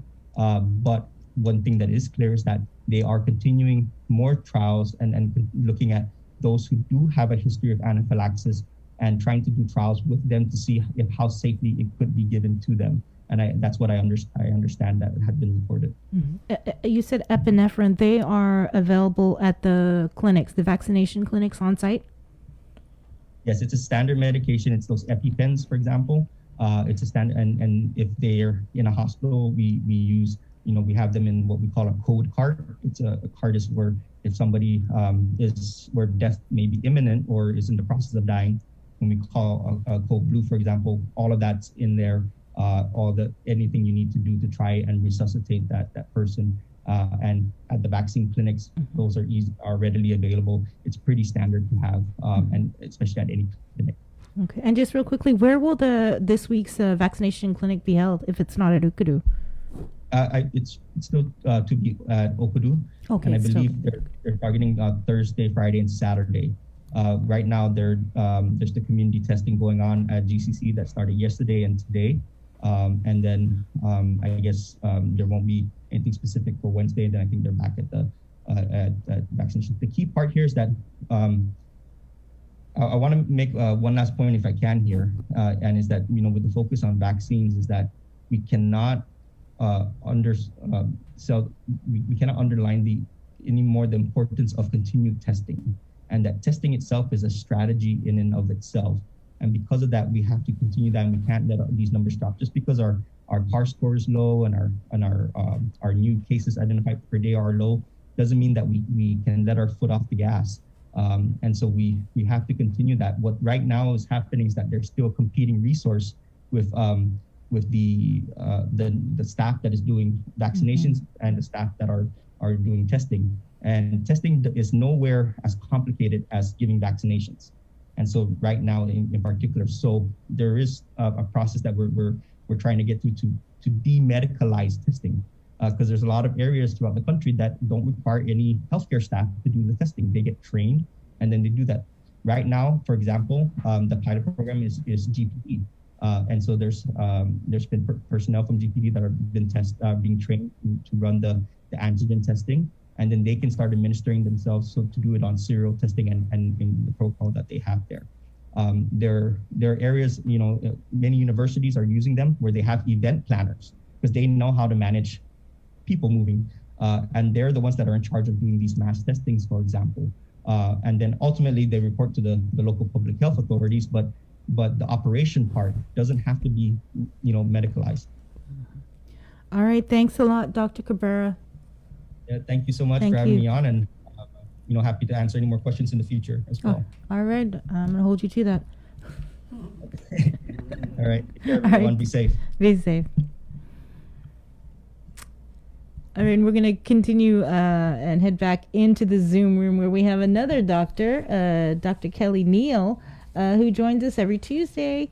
She's from the American Medical Clinic, and it's our weekly segment, Here's to Your Health. Good morning, Dr. Neal. Good morning. And let me just pull this up. So what do you have for us this week, Dr. Neal? Well, as you know, about 2 weeks, we started a segment on the annual wellness. So in kind of just hijacking right on that, this last segment is the care coordination. So last week we talked about the PULSE, which is the physician's order for life-sustaining treatment, which is also talked about in the annual wellness. Now, the annual wellness is a Medicare initiative that I discuss once a year. That is a Medicare mandate. We go over a lot of things, including kind of the depression scale and are you smoking and how can we stop, and many, many things. So we do that once a year, as well as the decision for life-sustaining treatment. We discussed that last week. And then thirdly, what we're going to discuss today is care coordination. So Medicare pays for a care manager to call the patient once a month, and they will say, hey, how are you doing, Mrs. Smith? Is there anything your provider can do for you? Are you about to run out of medications? Did you have any medication reaction? Anything you want to talk about? They're going to talk to the patient once a month to make sure that that Medicare patient has everything that they need. God forbid, do they fall? Do they need any physical therapy? That type of thing. So you think kind of once a month is a little bit over the top, but to be honest, for these tender folks, it isn't enough. The unfortunate thing is so often they look so forward to somebody calling them. It's like a grandma. It's like one of my grandkids calling. And sometimes the care managers can't get them off the phone. So it's a really nice benefit that for these Medicare patients to get this phone call. With my team, we keep an electronic platform that's actually attached to Medicare, and then they message me anything that the patients may need. So it's a complete 360. The care managers call Mrs. Smith. Then if Mrs. Smith has any concerns, they message me. I answer them. They give them right a phone call back. And we really keep a tightened up base on any of these patients' needs, and we take care of it in a really good, timely fashion. So that's the beautiful thing about care coordination. That gets initiated traditionally at the annual wellness visit. That's what care coordination is. They have to have what they call two chronic conditions, which means it's not going away. Well, all of us over the age of 40 usually have arthritis, so that's one. We all go in good company. And it could be hypertension, it could be diabetes, it could be sleep apnea. So the second one is usually not hard to find. So you have to, by Medicare standards, at least have the second one, and then you're in like Flint. That's it. That's the care coordination. That's how you qualify. You have to have two or more. Okay, so qualifying for that, it's not just on Medicare and then you get this call every month. Yeah, That's it. You have to have two care coordinations and you have to be activated. So that activation is usually hijacked off of the annual wellness, which we talked about 2 weeks ago. So that annual wellness is a lot of work that we do once a year. And then that's the ripple effect, is that what we do is to make sure that and so the care coordination is activated on the annual wellness. And then as long as I see them once a year, that can continue, because it's usually I don't have to be the primary care, which is not necessarily a bad thing, but I want to see them once a year to kind of keep the methodology is to kind of keep that going, because it is a benefit of Medicare. That's the thing that we talked about. We actually met last week and went over that, all this stuff. And it's a lot of information. I didn't realize before going on Medicare that just how much is out there, how much information, how many benefits there are for people that have these conditions. So sometimes I just assume that you get Medicare, okay, I saw my doctor, I'm on Medicare, whatever, I'll just but you kind of have to keep up the pace and make use of these benefits, really. You have to keep it going. It's kind of like maintenance, in the car type of philosophy. You got to keep it up. So for those that are new to Medicare, myself included, that first wellness check, that's the good foundation to figure out where we are. And again, you mentioned it to me and to the audience here that you don't necessarily have to be the primary physician. You're just kind of there to navigate through all these other Medicare issues. Correct. So remember, and I don't mean to say this disrespectful, Medicare is not set up to care about the patient. They're never will. The Medicare gives that over to the providers. They say, hey, we're going to take care of the money. Okay. We're going to take care of the money. They say, you as the provider, you take care of the patient. And so we're incentivized, AMC is incentivized, you've got to take care of the patient from the health standpoint. So this care coordination is a great thing, because their goal is to keep them out of the hospital. So the patient, let's say, for argument's sake, you have the phone number to your care coordination, your care provider or your case manager, saying, okay, your case manager, let's say, for argument's sake, is Susie. So if you need medications, you call Susie, say, you know what, Susie, I'm really running low on my aspirin. They say, hey, no problem. I'll run a message to your provider. I get the message, no problem. I will send it right over to Kmart. And it's to make sure that you don't have a clot that will run you into the hospital, because as soon as you walk through that hospital bay, it is a minimum of $18,000, because the hospital is incentivized to run up to make sure nothing bad is going on. So even AMC, we have a walk-in clinic to make sure that, God forbid, you twist your ankle, let's take care of it. If you're short of breath, okay, let's take care of it. Now, you go skiing and break your ankle, go to the hospital. We're not going to necessarily fix the ankle in a clinic, because let's call it. But if it's something that can be happening, we want to take care of it in the clinic situation. Does that make sense? It absolutely makes sense. Preventative maintenance, just like you would service your car. You would service your car before it breaks down, and then you've got this huge bill. If you just maintain it regularly, it'll last for miles and miles and miles. And that's what you're trying to do with Medicare patients. Absolutely. Which we, to be honest, maybe we didn't do well decades ago, but we're turning that face and turning that side around to make sure, hey, this is what we now really want to be known for, and to take care of, the car that wants to keep running. It's like Toyota that really runs, we're going to run that thing to the ground. I'm a big advocate for Toyota. We can really run those down to the ground. So that's a good thing. Okay, it is a good thing. And anyone on Medicare, if they have not had their wellness check, their annual in a while, or if they haven't, gotten in contact with their case manager, it's never too late to do so. No, I agree. I had that number memorized. Well, not really. Do you want me to give it to you again? You're not going to give us your mother's number again? It's good. Oh my goodness, I got it in big letters. Okay, that number is 648-9110.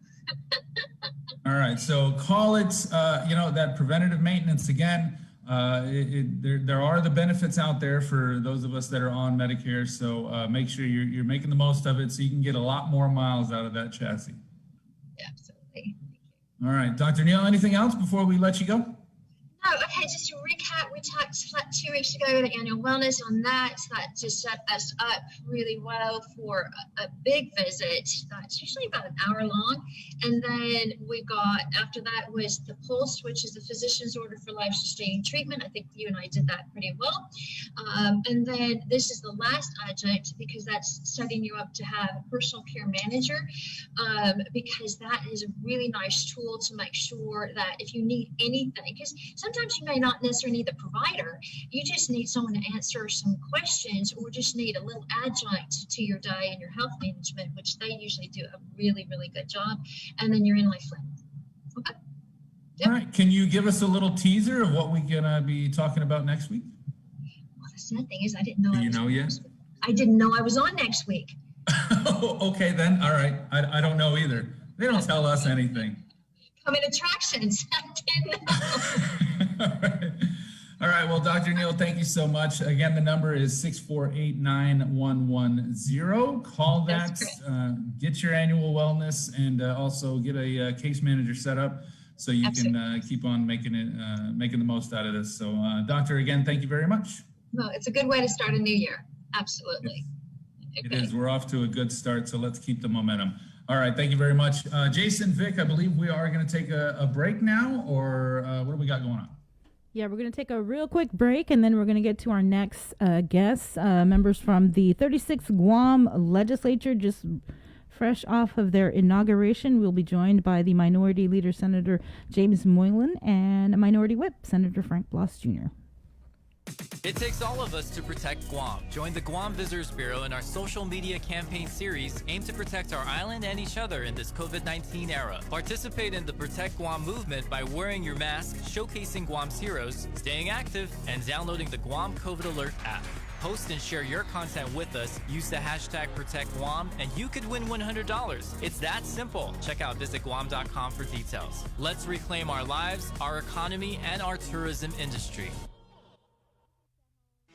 The relationship between Guam and Manila, Philippines is undeniable as we share similar cultural traditions, history, and heritage, with generations of Filipinos calling Guam home. KUAM presents a monthly look at the capital city featuring in-depth and engaging interviews on everything from medical tourism to new business and government leaders. Veteran newscaster Nestor Lecanto delivers Beyond Our Borders. This special program is brought to you by the Bank of Guam and KFC. GU Self-Storage, conveniently located near the Harmon McDonald's. We offer affordable rates, online payments, and auto bill pay for your convenience. Plus gate access daily from 6 a.m. to 9 p.m. Call us today at 648-7867 for more information.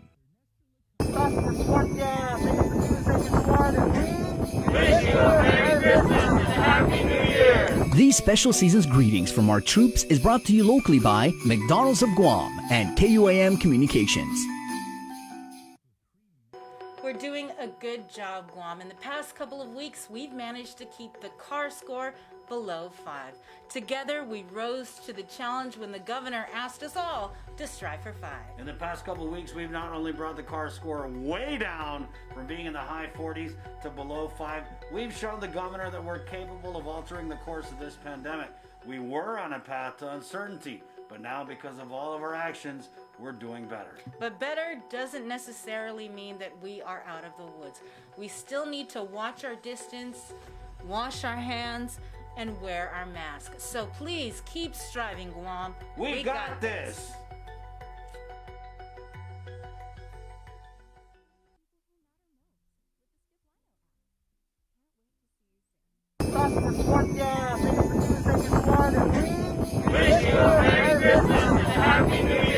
These special season's greetings from our troops is brought to you locally by McDonald's of Guam and KUAM Communications.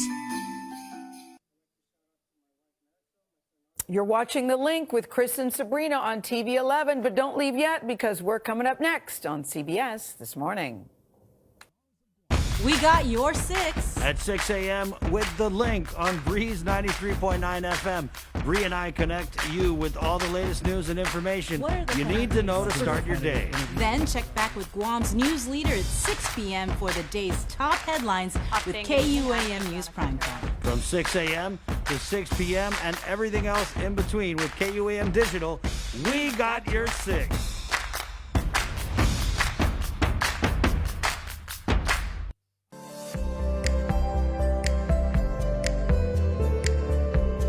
Here with The Link. We're your host, Sabrina Sauce Matanani, Andy Wheeler, and our guests in the Zoom room, Jason Sauce and Joe Sir, myself. We're back. Good morning, guys. Good morning, everybody. And we are going to head straight into the Zoom room where we have got Minority Leader, Senator James Moylan, and shortly we'll be joined with Minority Whip, Senator Frank Blas Jr. So congratulations on the inauguration and this leadership roles that you guys have been elected to serve in. And so does this mean, Senator Moylan, that you'll actually have public hearings on some of your bills that you've introduced? Well, I hope I do, as well as my colleagues as well. And that's, of course, we're going in there with that positive outlook. I'm working with our new speaker, Senator Chilahi, and of course with the newly assigned core committee chair, Senator Tina Muña as well. So we believe so. I think the 36th Guam Legislature is coming in full force, both parties, to especially for us Republicans.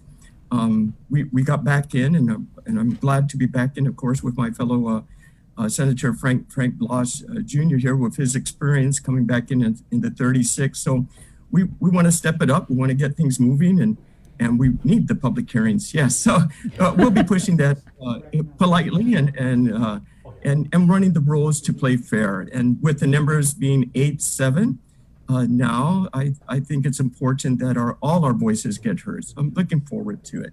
Mm-hmm. And what about you, Senator Frank Blas Jr., Minority Whip? Can you tell me a little bit about what does Minority Whip, what does that even mean, and what kind of Well, first off, good morning. Well, first off, good morning. Good morning, Bree, Andy, Jason, KUM, Guam. My job primarily would be to whip votes. Let's find out where we're at vote wise with regard to the legislation that we're going to put on the floor. Help the authors and the sponsors of the bill garner the support, help to find out, what may be some of the issues that the bills may have, and see if we can come to a compromise or fix the issues that other people may have, so that we can be successful once the bill hits the floor and moves through the floor into the voting file. And so it's an exciting job. I'm humbled that my colleagues have the faith that I'll be able to do it, and it gives me that opportunity to interact with everybody, both sides of the aisle. I've always been one that, okay, now that we're on the floor, put the partisan politics outside and let's work on what's best for the people. And I think that this role will help me to do that. Well, you guys weren't kidding when you said last week on the show that you plan to hit the ground running. For sure, you made good on what you said you guys were going to do, and you introduced those 3 bills. Yes, we did. Senator Frank Blas here as well, myself, and Senator Tony Atta and Senator Chris Duenas. We looked at some economic recovery bills that we feel would definitely help the businesses on Guam open their doors as we continue to improve on the health of our community, to open our businesses safely for the public, and to generate the income so desperately needed for the general fund to work. We realize that the BBT, of course, is at a high percentage, at 5%. And, when we had that FY19 audit, we were in the black back then, and we could have made a move to reduced the BBT back down to 4%. And initially, when this 5% started, because at that time, it was due to the Trump tax cuts, corporate tax cuts, and it was supposed to be just for 6 months to see how we are weathering and how the government can maintain their services. And then it went from 6 months to a year, and then from a year to the famous words now of forever.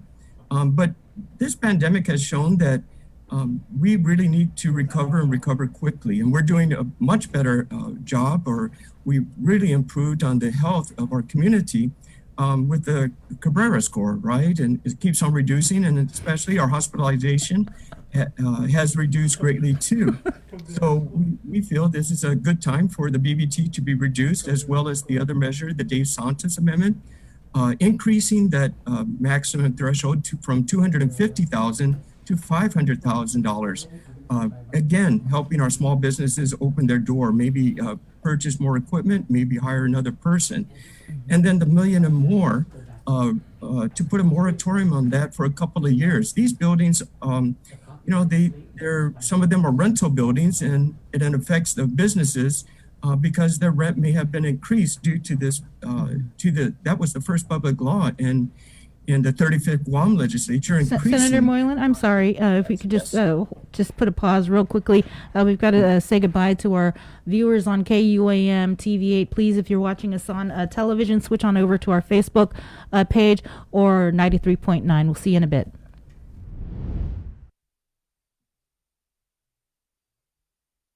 And we are back. Thanks for watching, listening, streaming. The link here on 93.9, The Breeze. Senator Moylan, you were saying? Oh, yes.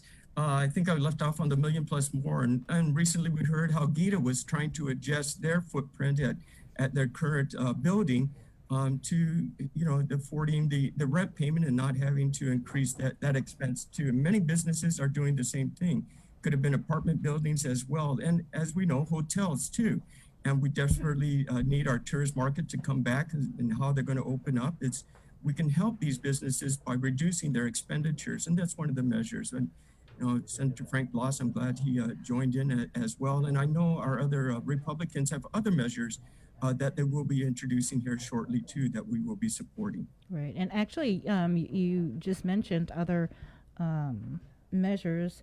The legislature's website, I guess it's live now. I've been checking it actually for since this morning, and so now it actually is live. And I noticed that Senator Tony Atta introduced Bill 7. I don't think this is one of the bills that the three of you had worked on relative to repealing the assessment of business privilege and use taxes on medical equipment and telemedicine technology. Is this something that you guys also worked on with him, or he's on his own? Not necessarily worked on specifically, but we all in agreement that we've got a rough road ahead of us economically, and we've got to do everything that we can to be able to bring us to some type of normalcy. I think that over the last 11 months, if you will, we've gone through, for lack of a better term, an exercise that basically showed that there may be some things that we've taken for granted or that we've set aside that begs us to look into, so that we can see whether or not this is viable, or this is something that is actually will it help us or will it hurt us to try to get back on our feet. And so I agree with Senator Jim, although, I know that his characterization of the Cabrera score was basically, Jim, that just told him that you're listening to another radio station too. But anyways, this characterization and the community effort, that it wants to get back on its feet. Yes, we have a medical issue and a virus that we have to deal with, but I think we are dealing with it. And just like what we had to go through after 9/11. All right, I think we can all agree that getting on an airplane never was the same. There are now procedures and things that we have to abide to, that we have to adhere to before we can even travel, and it shook us all up.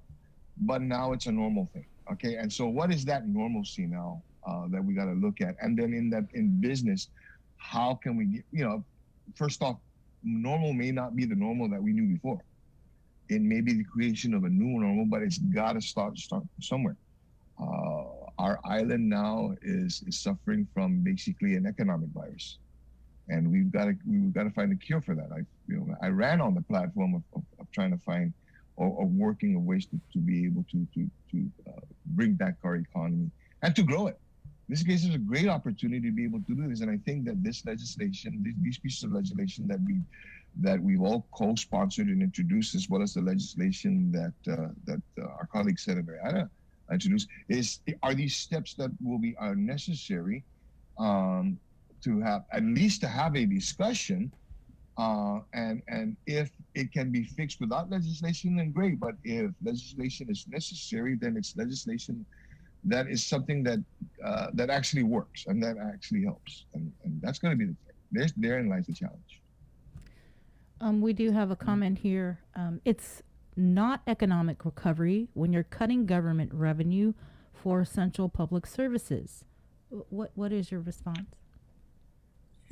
Well, I think I'm sorry. Okay. Well, first off, government is part of the economy. Government isn't the economy. Okay. And in order for this to be able to survive, there has to be an economic engine. There has to be a driver to this, and that is the business activity. That's not just the wholesalers and the retailers and those people. Those are the consumers as well. Giving them that opportunity. Bree, I'm sure you've read, you've had stories, or you've done, you've heard it yourself, that in this past, Christmas season, and as stores were closed, a lot of the money that we received that's supposed to be able to spur our economy actually left our economy. Mm-hmm. In the cases of Amazon and eBay and whatnot. And it's not to the fault of any of the consumers, because they needed to find someplace, a way to be able to get what they needed. Well, how can we work so that there is money that is circulating in the economy, and there is money that's coming into the island?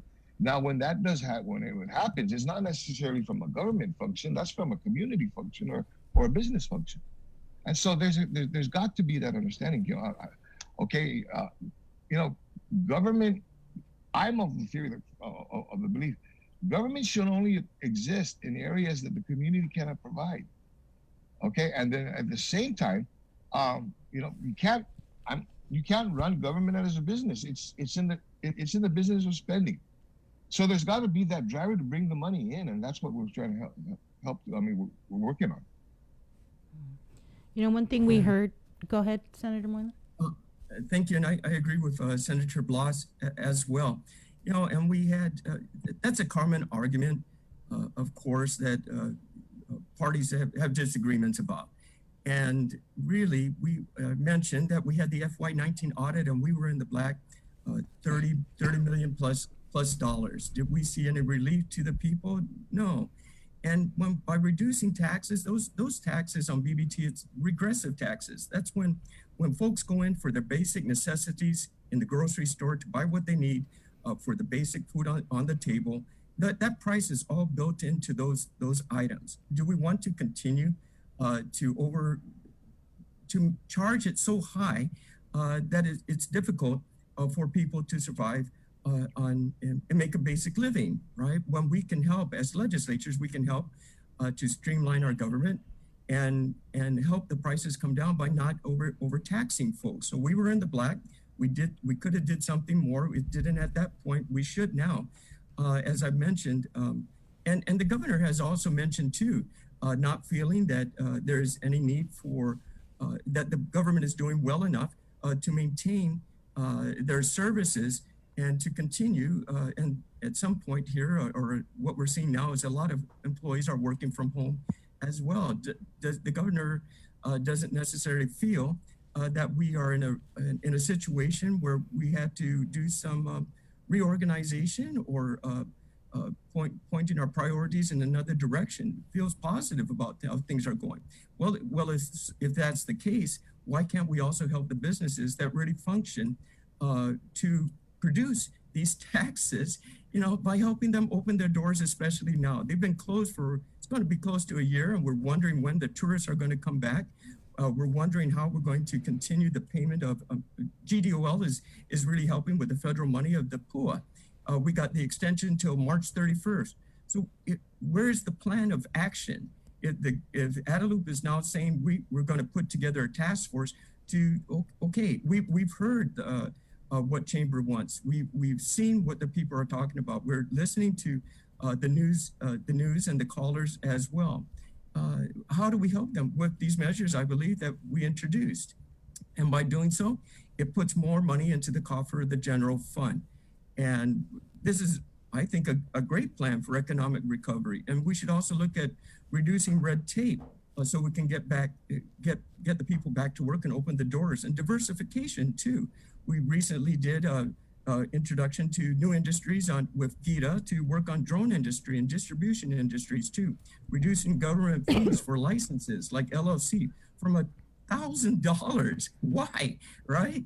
And we overrode that to make it $250.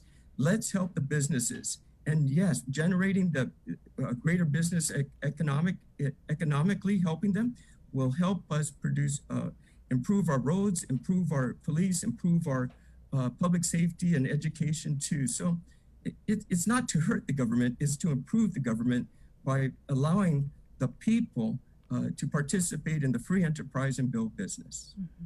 You know, and one thing that we did hear from the governor was, congratulating the 36th Guam Legislature on the inauguration, congratulating Speaker Teresa Lahi, and then, her final statement in the press release was, let's get to work. And you kind of heard that also from the speaker, a former speaker, now vice speaker, Tina Munoz-Barnes, when we interviewed her yesterday. She also said, we got to work,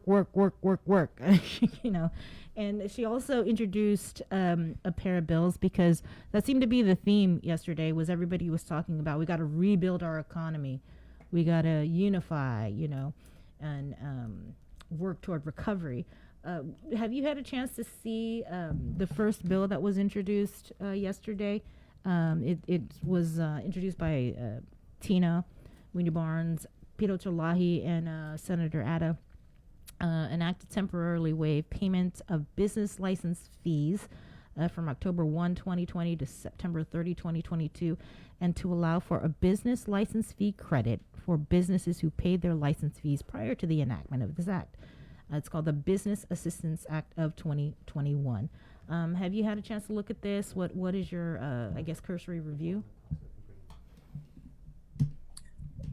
I haven't read the entire bill, but I did glance over the title of the bill. And if we were reducing fees for businesses, I'm all for it. And I appreciate the introduction by the author too. And let's get a public hearing for it so we can gain the support with our colleagues and see, of course, the impact. But again, I think by reducing fees where we can for businesses will allow them to open their doors and hire the employees that we need to help them get back to work. Have you heard anything? Yeah, Go ahead, Senator Blas. I'm sorry. Along those lines I guess there's the excitement is that there is a focus, and there's a necessary focus on the economy. That's what I appreciate it, and it brings about the discussions, of the ideas necessary to be able to rebuild the economy and recover from this.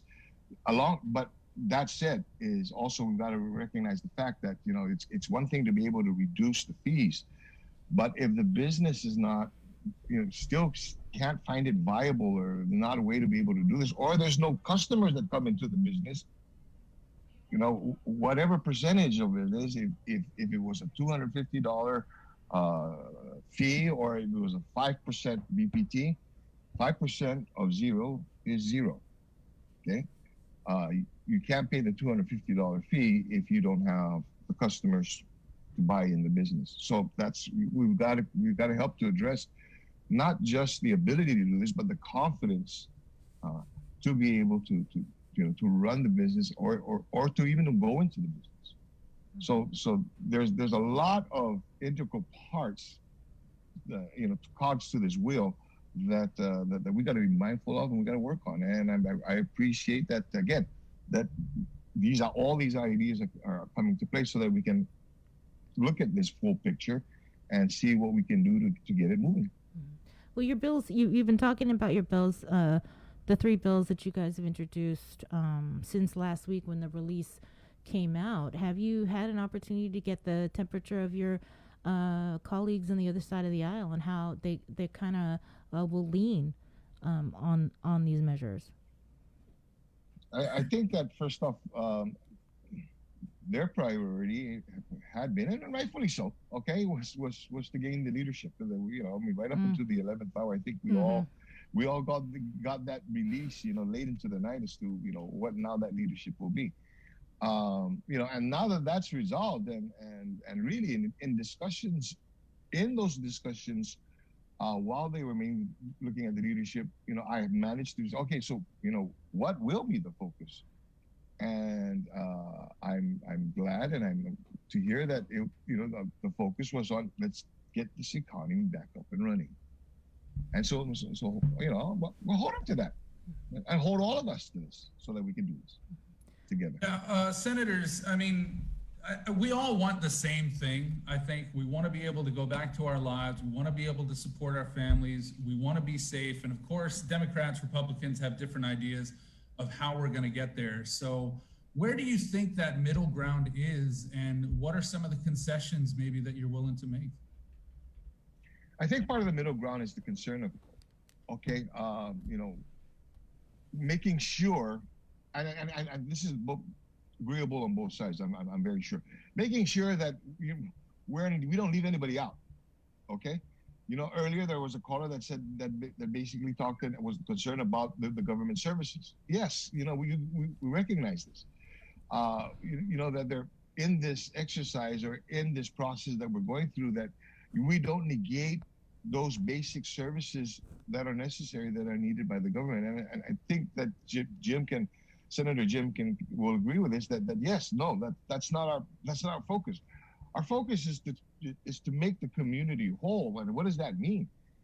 Does it mean that we're going to have to look at how government services are being provided, or whether or not they should continue to provide it? Sure. Does it mean that that there may be some businesses that really got to take a look as to whether or not it's viable to continue or move on, or are new businesses is our opportunity for new businesses? Sure. It's putting everything on the table. If there's anything that the last 11 months has been able to provide to us today, is that we're at the bottom. We're at the bottom of this pit, and we've got to be able to get out of it. How are we going to get out of it so that when we get to the stop, that those services continue to be provided, the businesses are thriving, people are earning, what they would like to earn, what they expect to earn, and our economy's moving, and our island is healthy. All right. Any word? Well, I'd like to also add on with Senator Blas as well. Yes, the discussion will happen, and that's what measures and bills are about, to bring the discussion forward, for us to have a public hearing and to discuss this with our colleagues. I think these 3 bills, they could be strengthened. Some questions could be asked, but we started the discussion, and that's the first thing we want to do. Are they perfect? Probably not. But I think we'll gain a lot of ground by having a public hearing and having our colleagues ask some questions. What we did is we introduced this. And if there are other bills to be introduced, well, I'll be happy to look at it too. I haven't seen these comparables yet, but let's have a discussion on the table. And if there's a better plan, I'm more than open to hear it. So this time with the 36th Guam Legislature, we have a different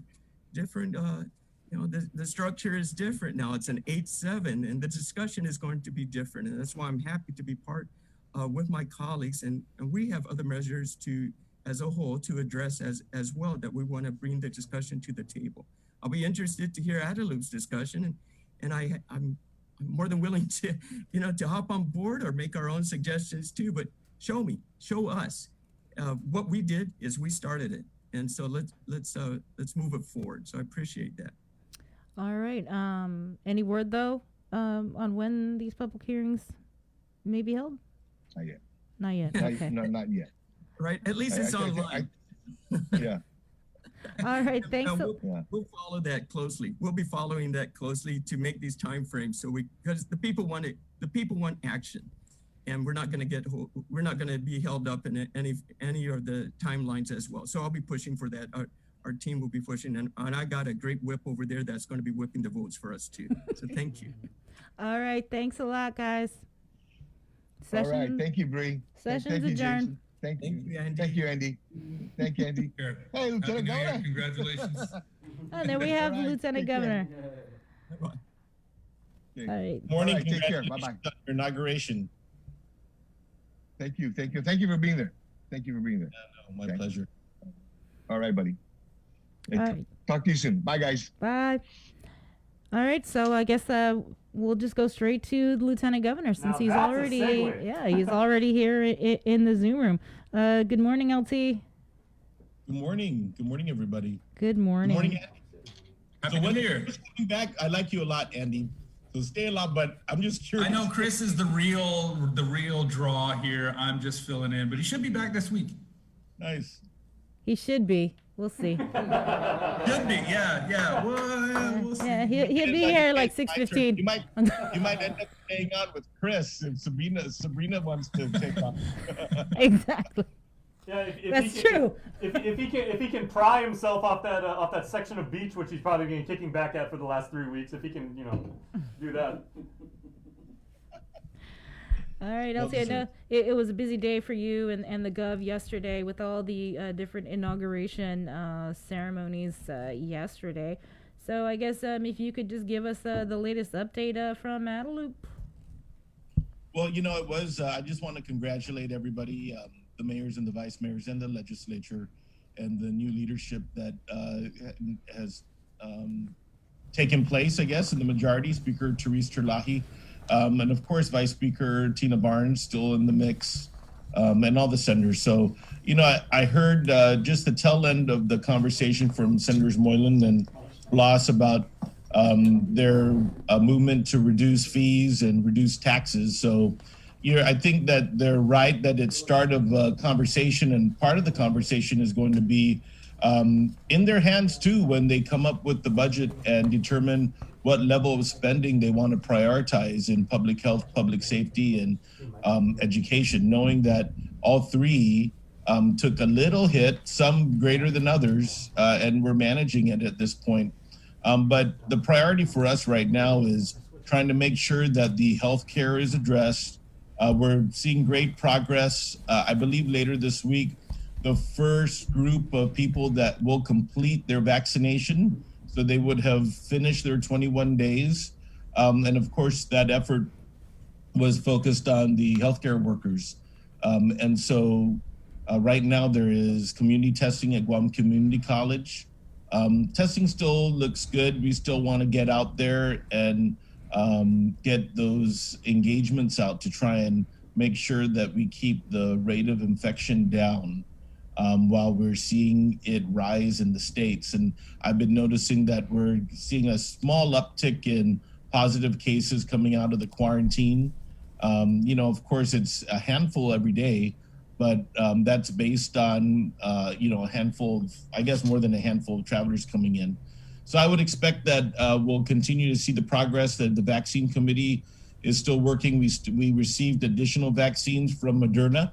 So I know that I understand that they're finishing up the rounds with the Pfizer first and head into Moderna.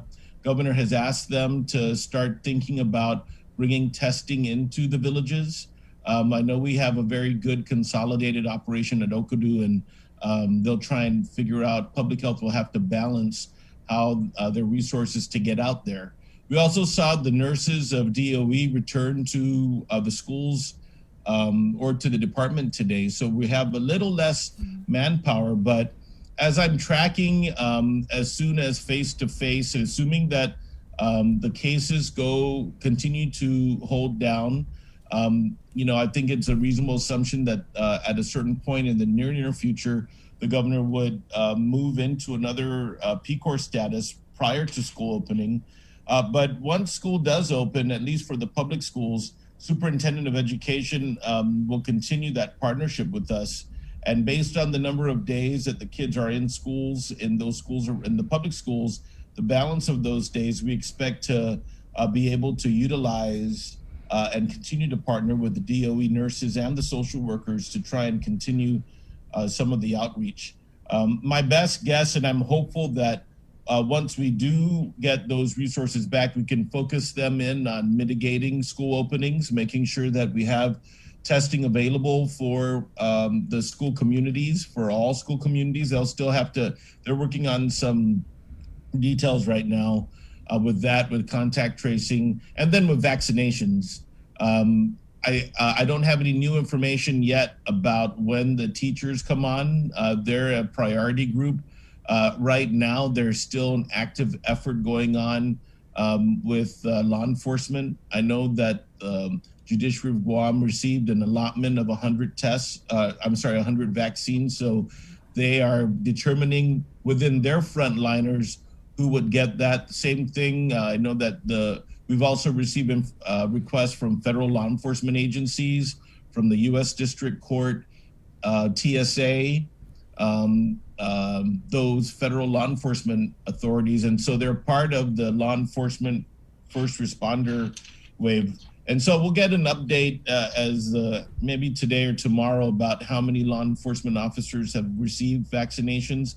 I know there was a big group of police that were vaccinated on Thursday and Friday, but still large numbers still. I have not received the vaccine yet. I'll come up during, it might likely be around the time you, Sabrina, since we're around the same age. Waiting for, I'm keeping an eye on it, waiting for my mom. My mom's 71, has a whole bunch of issues. So looking forward to her being able to join the mix, and still tracking that. In terms of the national stuff, we're still getting a lot of information and work coming out of HHS, even though we're in a very interesting period of time in transition now that the U.S. Congress has been sworn in. But I think in the next day, I think tomorrow or the next day, we're going to start seeing little drama going on, unfolding about the Electoral College. But I fully expect the president to be inaugurated, and I feel strongly I'm encouraging the governor to attend the inauguration, actually, to try and make, we're really talking about that right now, given the situation and the safety concerns we have. But I think we have to balance that with the need to make sure that we maintain and expand the interaction that we have with the federal government. And indications are pretty good. I know that the incoming White House Intergovernmental Affairs Director named Julia Rodriguez, I'm going to verify her, has been in contact with our office, spoken with the governor also. So things are proceeding. I would say that we're pretty optimistic with how things are, but as we know, Sabrina, anything can happen real fast. And so I think having the community testing available, and really the desire is for it to expand and be sustained. That those are all at play right now. Yeah, Julia Rodriguez. Okay. That's the incoming White House Intergovernmental Affairs Director that we've been in contact with.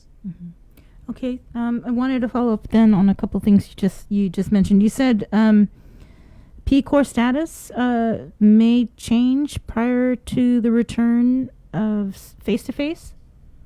Yes, I would expect that would be a very strong likelihood based on the data. And I know that we're looking at that very closely, but I would expect, I couldn't guarantee, but I would expect strongly that we would change P Corps prior to the actual face-to-face return. Okay. I'm pretty, I'm not a betting man, but I bet on that. So what are we talking, like a 3 or a 2?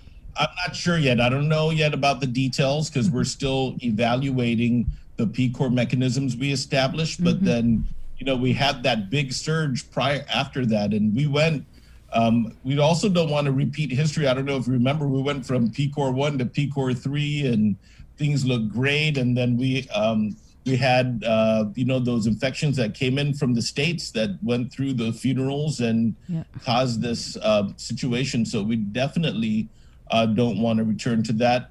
I also don't expect us to be lifting.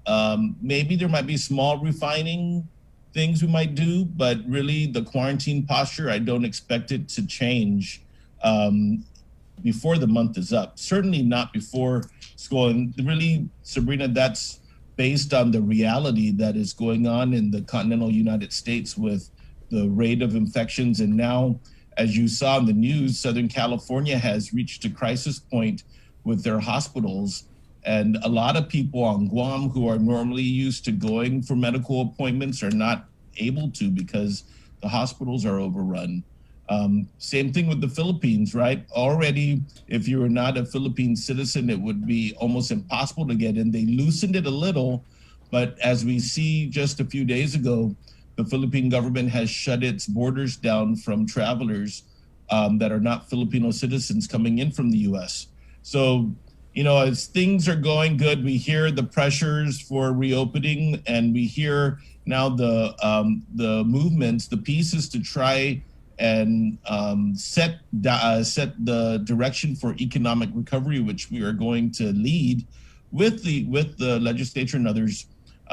We have to be very careful because things are happening outside the borders and pretty fast. They just found, I guess, that UK strain in New York, which is concerning. But if it's already in California and it's already in Colorado, and quite frankly, Sabrina, it's only being caught because they were sending, additional samples to labs. We haven't done that yet. I know that we're looking at that, and we are able to send some samples to CDC, like we did in the beginning of the pandemic. I would say that it's a very, very volatile situation. As we know, California, Colorado, those are places that we have relatives, family and friends, people are traveling in and out from. So I think being very careful with quarantine and making sure that we get to a point where we're satisfied that we have enough resources to maintain supervision of home quarantine. Once we head into that direction for the broader masses, those are all things that we're doing. Surgeon Cell, by the way, also is, I know that they have been pushing for, and we support pilot testing up at the hospital. Pilot testing, a pilot project up at the airport for travelers that are eligible for home quarantine, to try and bring that in. Stay tuned for that. That's something that the airport and the Surgeon Cell are working on actively right now.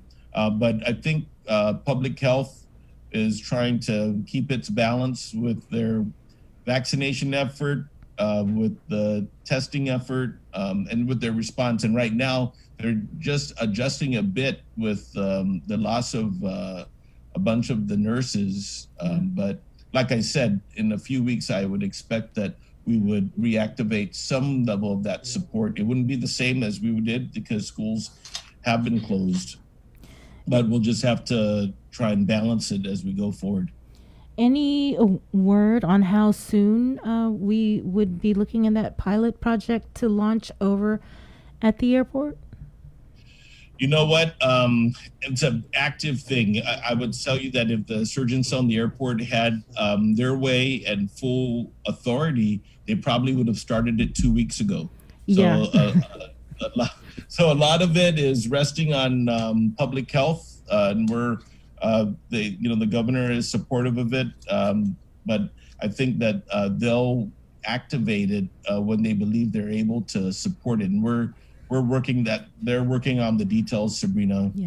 I wish they could start it already today. But that's not something that they were able to support yet. But we'll try and see how we can push them the right way. Make sure that they don't compromise themselves. JQ was on. I think he was on a couple last month or a couple months ago, and he was talking about this rapid testing, and he's already got the area set aside. He's just waiting for the Surgeon South to pull the trigger on the whole plan. Yeah, so they're ready. Surgeon Cell's ready. It's now on the public health side to try and activate that. You're right.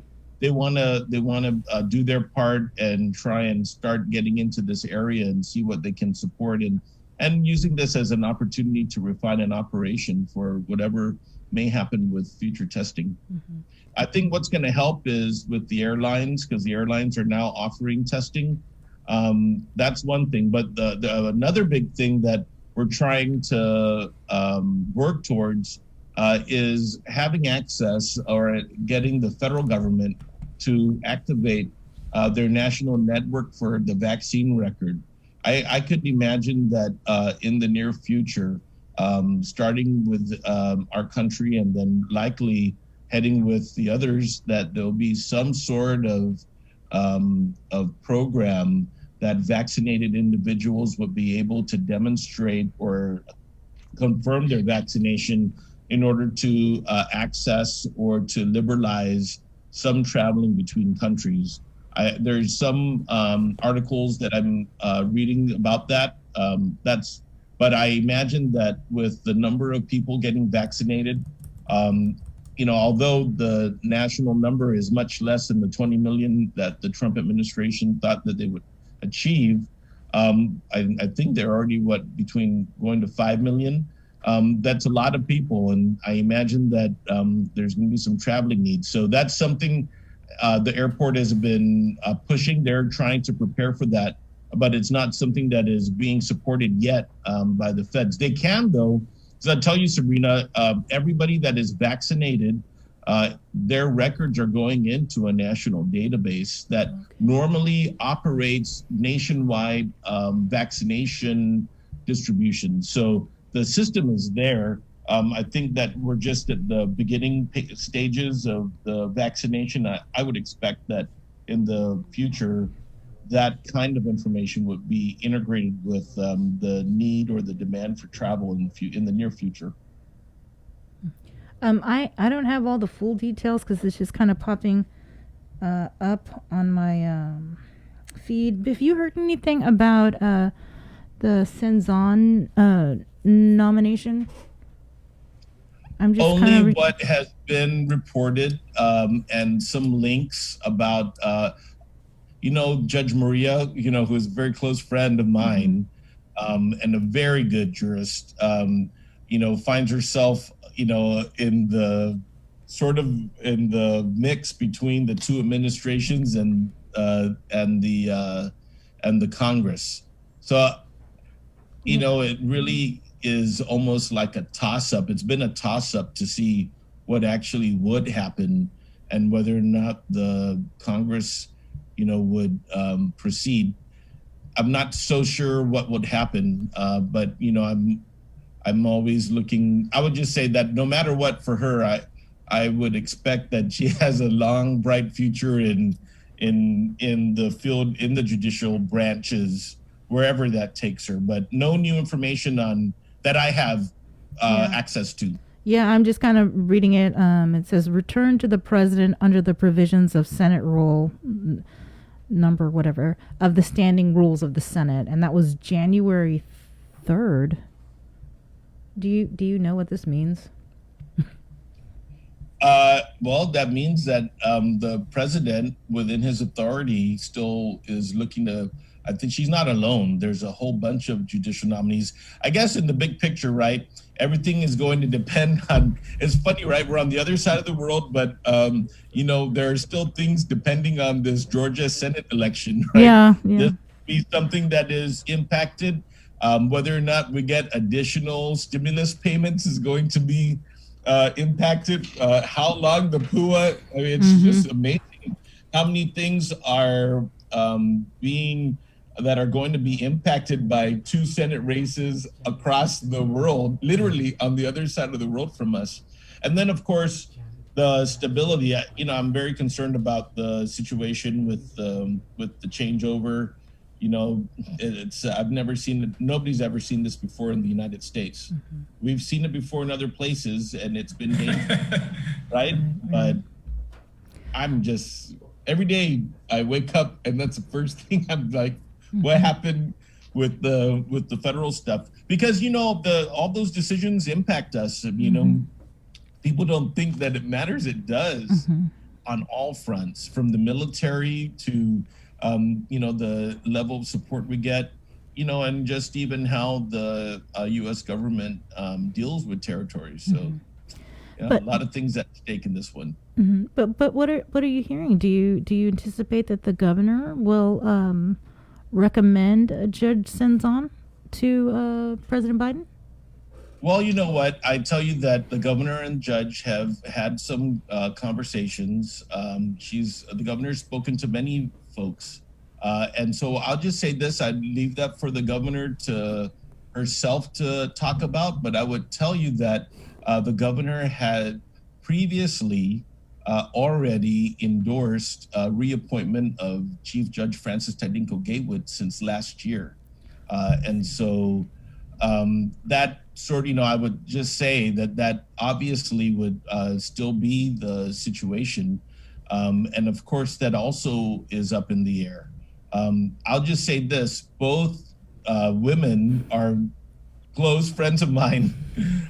Both of them do excellent jobs, honestly. And we would be lucky if either of them were to take that slot now or in the future. But it is a precarious situation that the U.S. District Court of Guam finds itself, because you know the term you know had.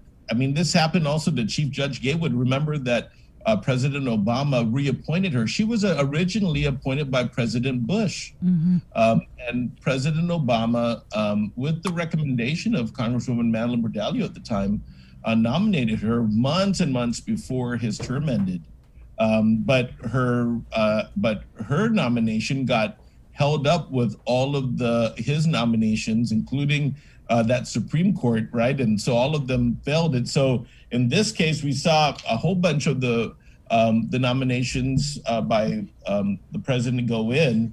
And, you know, it's just one of those things that Mitch McConnell is in control of our destiny here. But it also points to a thing, too. You know, our district court is only a 10-year term. Most district courts in the 50 states are lifetime appointments. And at a certain age, federal judicial officers go into senior status, and then others come in to fill the gap and to be appointed. So it's really just a matter of the political process. And right now, the political process is not being controlled by anybody in Guam. It's really in as part of a national scheme here, where, you know, fortunately, Judge Senzon, who has cleared the FBI, has been vetted, has been shown to be a good, excellent candidate, is, you know, up there. But, you know, so it's going to be, who knows? I would say that it's a stressful situation, I'm sure, for both judges, but yeah, it's a tough one. Yeah. That sounds like a whole lot of drama. Though, I can imagine both of them are going to be in the mix in the judiciaries for quite a long time. Yeah. Both of them are excellent, very, very good temperament. They've done tremendous things so far during their terms, and I'm proud for both of them. I wish we could have two. Yeah. But you can't. But you know, again, the process is way beyond us at this point. We'll have to see what happens in these last few days of the administration. And I think the bigger thing is looking and seeing what happens with whether or not what's the outcome going to be, the after effect of this bitter election and this bitter division, much more divided in Washington, D.C. than we've ever seen in our lifetimes, for sure. I want to get back into schools. So we're looking at the possible changing of the P Corps. We do have a question from one of our viewers about sports opening up at the end of the month. Any concerns about this? Any protocols in so I would place? say that organized sports are not authorized yet. I understand that we have. I know that there's some authorization to practice. I think I have to go back into the details, and I don't want to. I don't have that detail and the specific authorities but I'd say that's started. Some folks have started that discussion. We're lucky that in the surgeon cell, Dr. Luis Cruz, who has a specific emphasis in sports medicine, right? He is the physician for the National Olympic team for the Guam Basketball Federation. He's in the mix, so we have a good resource for us to make the right decision. But I would just tell you that right now, competitive sports are not authorized yet. And of course, people are preparing, but I would say that's still an unresolved issue. But there is some pressure. I'll tell you that our Guam national basketball team and the Guam team for soccer are both have dates scheduled to play internationally off island. And so, there is those two international sports federations have been giving some directives, and we're knowledgeable about them and trying to be supportive. But for local interscholastic sports competition or any organized sports competition, it's not authorized yet. And we'll have to get through to open schools and make sure that we have enough time to respond and make sure that everything is going well. And then even within sports, Sabrina, I would imagine that we're going to have to make some determinations about the level of contact for sports, right? And we'll be guided and informed by, people in the medical field. Of course, I'm a big supporter. We have projects that are lined up to return and recover a whole bunch of recreational facilities around the island over the next year. So obviously, I'm looking forward to that day, but it'd be presumptuous to say that that's going to happen even at the end of January. I don't have anything specific on that yet, but I'll just tell you that has not been decided. Did you sit in on the VA CPP meeting? Yes. I haven't yet. Okay. I hear, from we have Dr. Luis Cruz is on there, Dr. Cabrera, and the director of public health, but I have not attended any of the meetings. Okay. I haven't. So we get our reports based on the folks that go. All right. Of course, global dorms. Any update on global dorms, homeless? So no new information yet. We have our council meeting convenes on Thursday, and we'll get the update on all the folks that are in.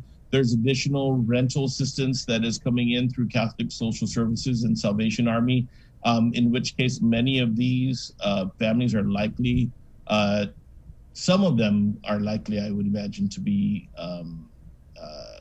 assisted by this. So it would mean moving folks from Global Dorm, but the position remains that we're looking for an out. Mayor of MTM, right before New Year's Eve, I was very concerned because there was, looked like a riot that was outside of Global Dorm.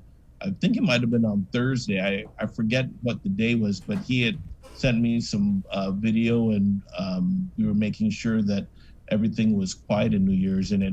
And I couldn't even tell you if it was people from Global Dorm or from the surrounding apartments yet. I haven't gotten the details yet, but I know that the mayor has been concerned about, just making sure that there's ample security.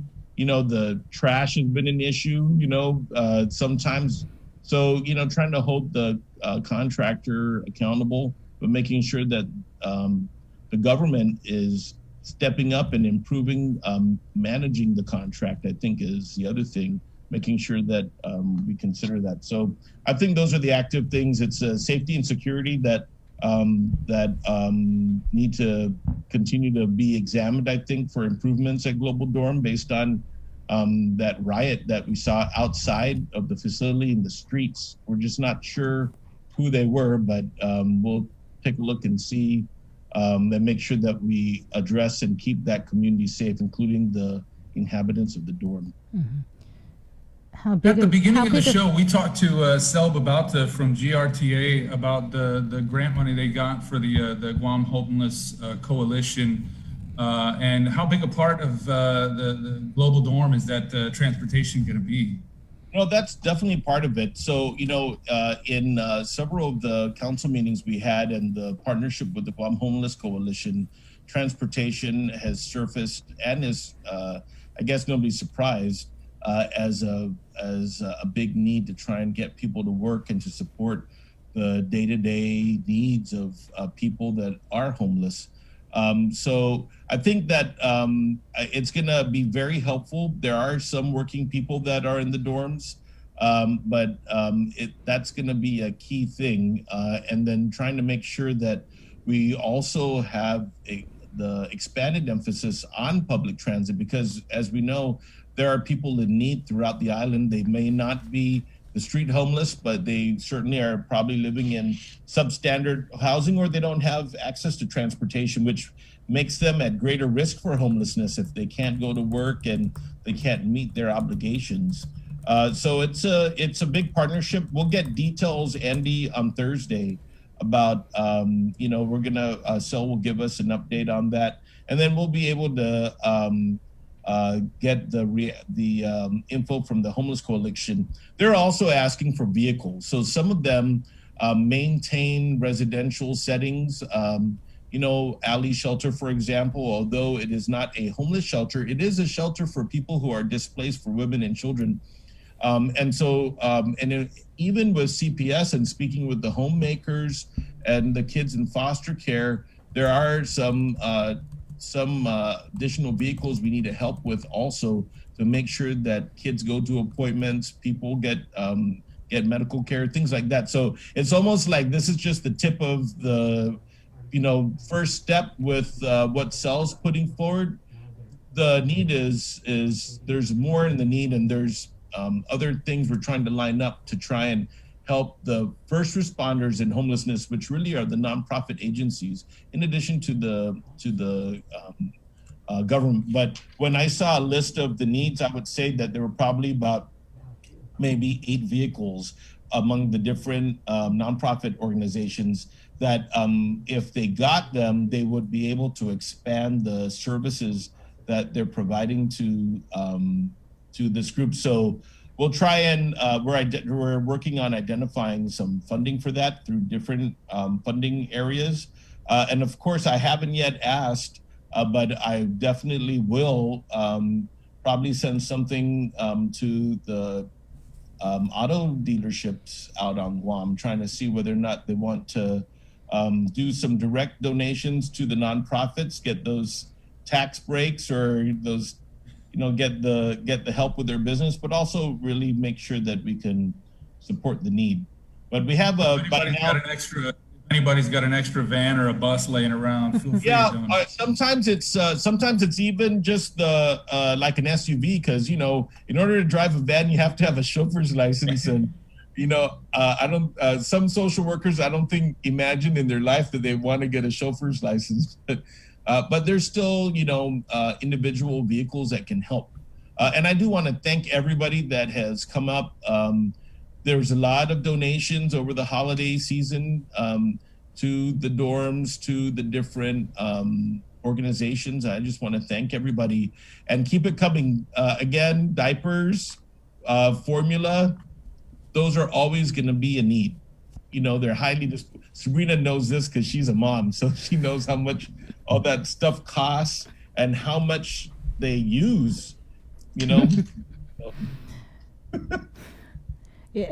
How big was that riot?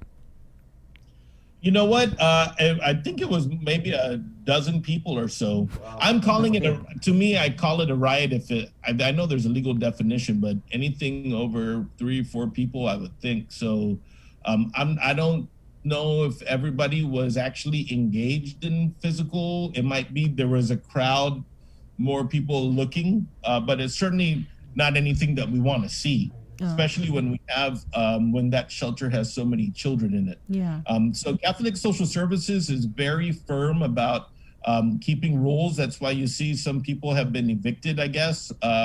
If there's domestic violence, they can't afford to get any of that in. And I think what it showed to me is that we need to step up and increase the security that is there. Then he has to be more obvious. So I would say that that's certainly something that I'm personally pushing to make sure that the operators are safe and people are safe. The shelter is supposed to be a safe space. Was it Operation Safe Haven? That's right. Well, yeah, send over the video and I'll take a look at it. Thanks. Okay. Thank you. You know, we did have just a couple of questions because this individual has been posting the same question. Are they planning to give the vaccine to the students and school officials? Well, you know what? The vaccine is not currently authorized to be given to children under 16. So I understand that there's still more studies, and that probably is coming in the future. But obviously, they wouldn't be. We wouldn't be able to give it to them right now. It wouldn't be part of the CDC guidelines. And for school on-site school staff, yes, that is the plan. That is a plan for public and private schools to make vaccines available to school staff. And I'm really hoping and pushing that process begins prior to school starting. It's not a qualifier for school opening because, as you know, there are thousands of school people on staff. So we just need to keep the pipeline going in. We have the critical workers. We have the Manumku. The Manumku group is going to expand. When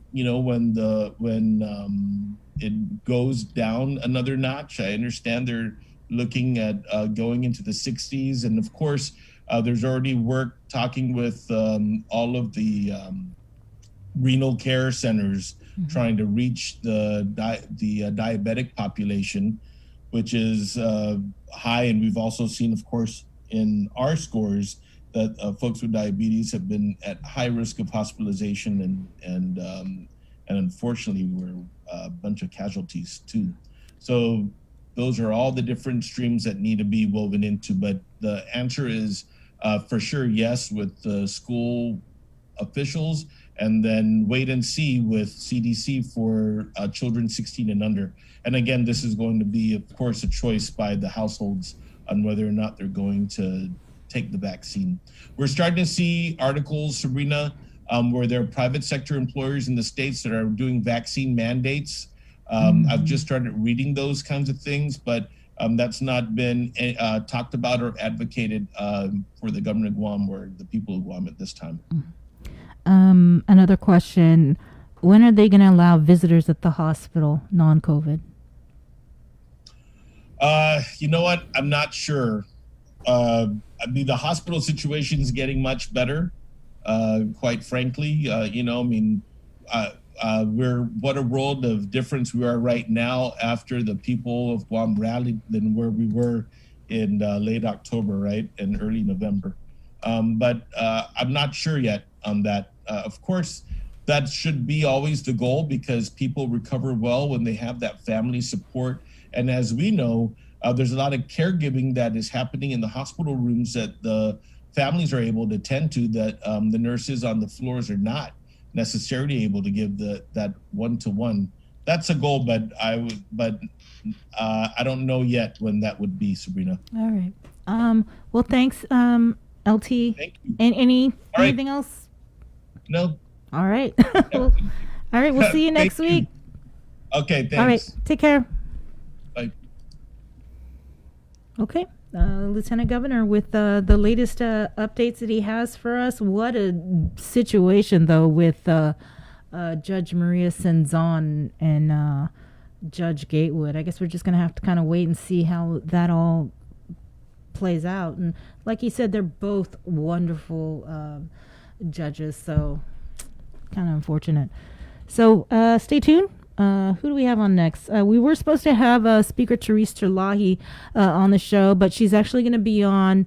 We're trying to reschedule it for tomorrow. She had a scheduling conflict, but we're definitely going to have her on the show, hopefully again, by tomorrow. Stay tuned. We'll have more on the link after the break. GU Self-Storage, conveniently located near the Harmon McDonald's. We offer affordable rates, online payments, and auto bill pay for your convenience. Plus gate access daily from 6 a.m. to 9 p.m. Call us today at 648-7867 for more information.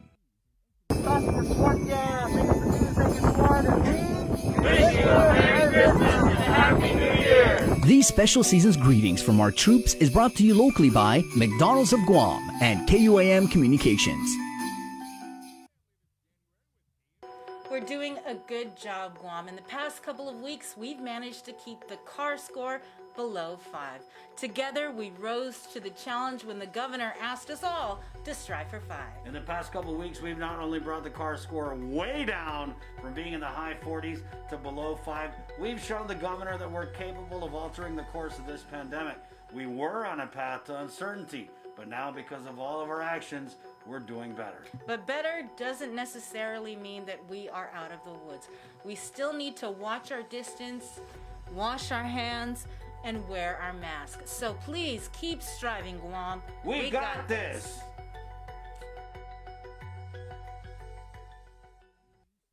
It takes all of us to protect Guam. Join the Guam Visitors Bureau in our social media campaign series aimed to protect our island and each other in this COVID-19 era. Participate in the Protect Guam movement by wearing your mask, showcasing Guam's heroes, staying active, and downloading the Guam COVID Alert app. Post and share your content with us, use the hashtag ProtectGuam, and you could win $100. It's that simple. Check out visitguam.com for details. Let's reclaim our lives, our economy, and our tourism industry.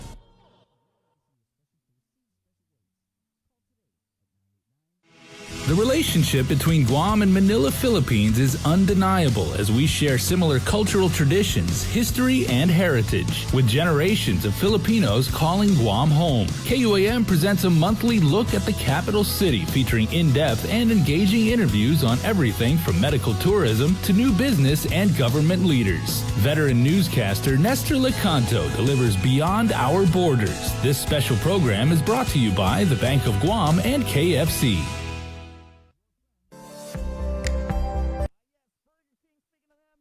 They are a big sponsor of our Cover Me segment, so why not? Let's get straight into that one with our Cover Me for today, which is by KPV Music. So here we go.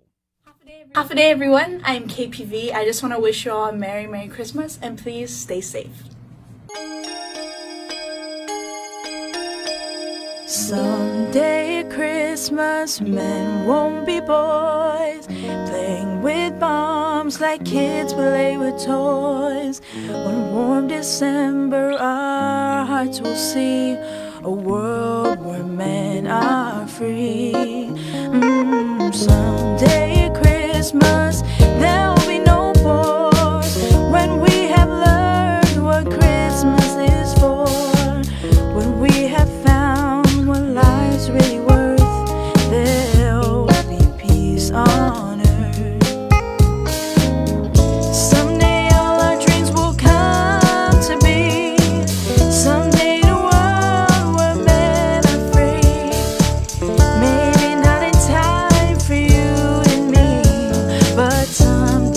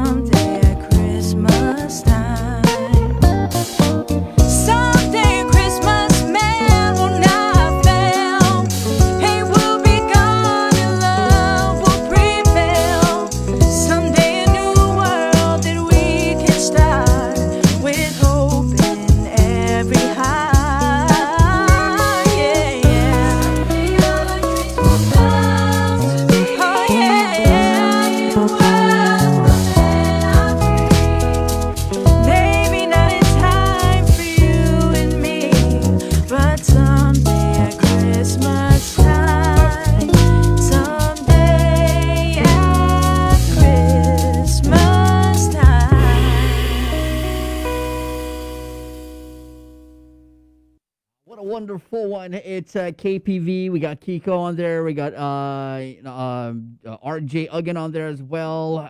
So what an awesome cover. Thank you so much. That's been Cover Me. Man, again, that being brought to you by Burger King. GU Self-Storage, conveniently located near the Harmon McDonald's. We offer affordable rates, online payments, and auto bill pay for your convenience. Plus gate access daily from 6 a.m. to 9 p.m. Call us today at 648-7867 for more information. Catch the holiday soundtrack starting December 1st through January 5th. You'll be treated to an all-day festive playlist only on Breeze 93.9 FM. Also streaming on KUAM.com and the KUAM mobile app. Let's spread joy and holiday cheer this season. Holiday soundtrack is brought to you by Domino's. Visit domino's.gu for faster, easier online ordering. The relationship between Guam and Manila, Philippines is undeniable as we share similar cultural traditions, history, and heritage, with generations of Filipinos calling Guam home. KUAM presents a monthly look at the capital city featuring in-depth and engaging interviews on everything from medical tourism to new business and government leaders. Veteran newscaster Nestor Lecanto delivers Beyond Our Borders. This special program is brought to you by the Bank of Guam and KFC.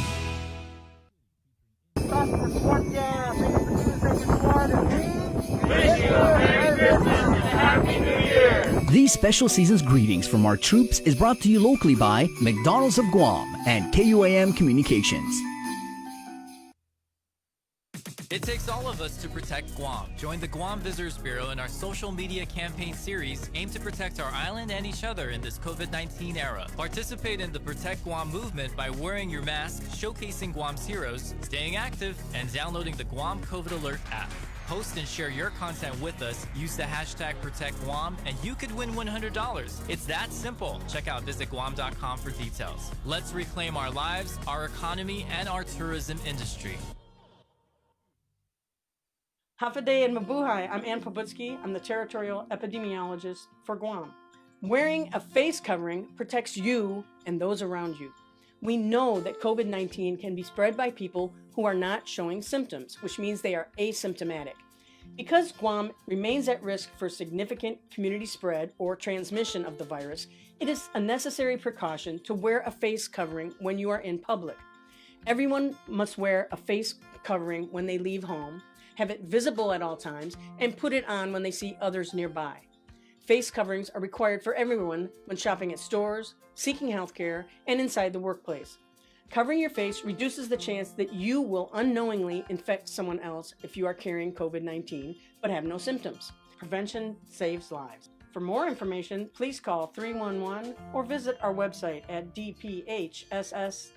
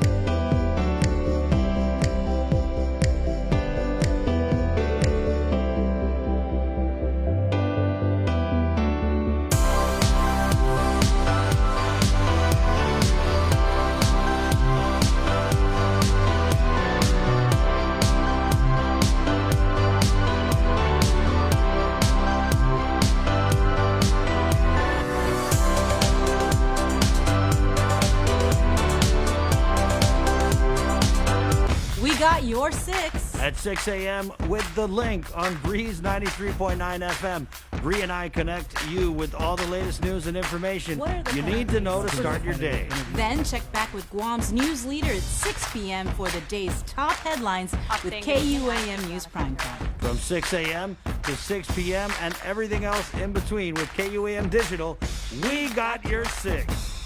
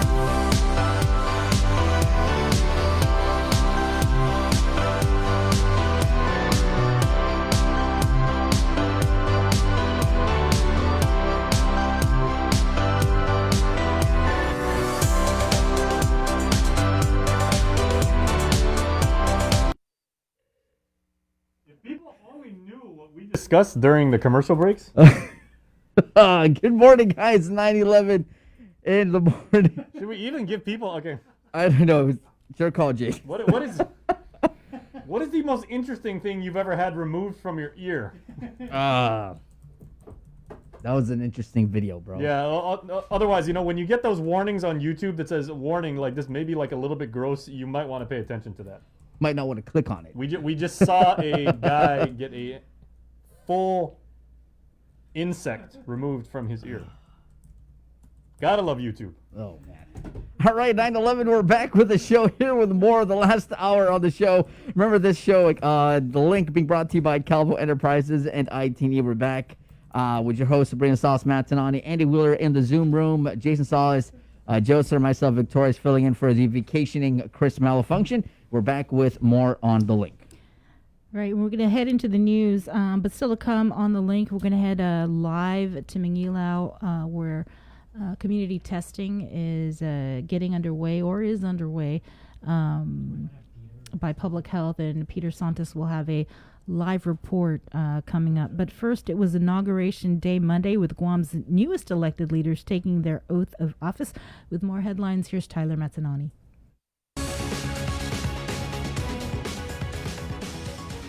Hafaday, good morning, everyone. I'm Tyler Mazzanani with your headlines here on The Link.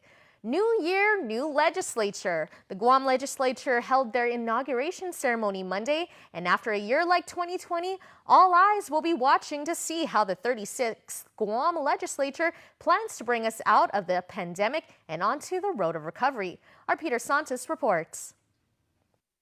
As we welcome in the new year, we welcome a new legislative body. Members of the 36th Guam Legislature were officially sworn in today, and with the new legislative body comes a new speaker. After serving as vice speaker back in 2016, unanimously elected Speaker Therese Terlahi finally gets her turn to lead the legislature. I'm feeling very grateful, and I think we need to communicate very well. That's a challenge, right, that we are going to have to overcome. I think we can't have personalities dividing us, and we can focus on issues. So communication is one of my priorities. I think more deliberations. I welcome all ideas, suggestions, and input. I think that's the way to go forward. Speaker Terlahi says that the people deserve a truly transparent and open government.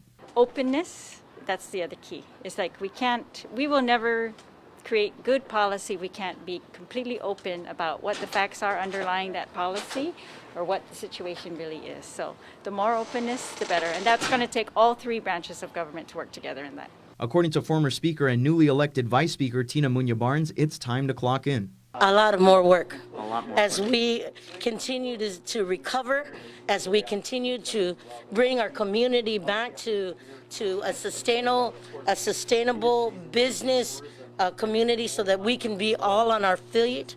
I think it is important that we continue to work together. We have to get back on our feet, and by doing so, we have to work extra hard. And that's what I'm going to do. Roll up my sleeve and continue, not stop working. We got to work. Making her way back to the legislative floor, Senator Joanne Brown says accountability will be a focal point for her. I ran on an anti-corruption platform, and that's certainly something I will focus on in this legislature, as well as ensuring that while we talk about transparency and accountability in government, that's not a normal practice. And that's something certainly I will be pursuing legislatively to ensure that our government is more transparent to our people and accountable to our people. You know, you see a lot of people that are you know, they don't have a lot of confidence in government. They're almost discouraged because it's like, oh, you could change the names and the people that are in office, and that, you know, they seem to see these same old practices. And I think the time's come. I think our people want that change. Newly elected GOP Minority Leader Senator James Moylan says he's focused on boosting the economy. It's the small businesses that need to survive, and it's been quite tough for this about a year now, and the future what the federal government is providing us is helpful, but it's not the only answers. We need to look at a lot of measures to help boost the economy going, and that's by removing fees, reducing taxes, and building jobs. We're not waiting, we're getting busy right from day one. Reporting for Guam's News Network, I'm Peter Sanchez. Right after the inauguration, the first bills were introduced, all to lower taxes, as promised by Republican members Jim Moylan, Tony Atta, Chris Duenas, and Frank Blas Jr. One measure would reduce the business privilege tax from 5% to 4%. Another would place a 2-year suspension on the tax increase for high-value property worth $1 million or more, except for residential homes. And a third would raise the gross threshold on limited BPT exemptions from $250,000 to $500,000. The GOP lawmakers say it's the first in a series of initiatives they're calling Let's Get Guam Moving, focused on prioritizing economic recovery. Kicking off the new year, Department of Public Health is conducting a 2-day drive-through community testing.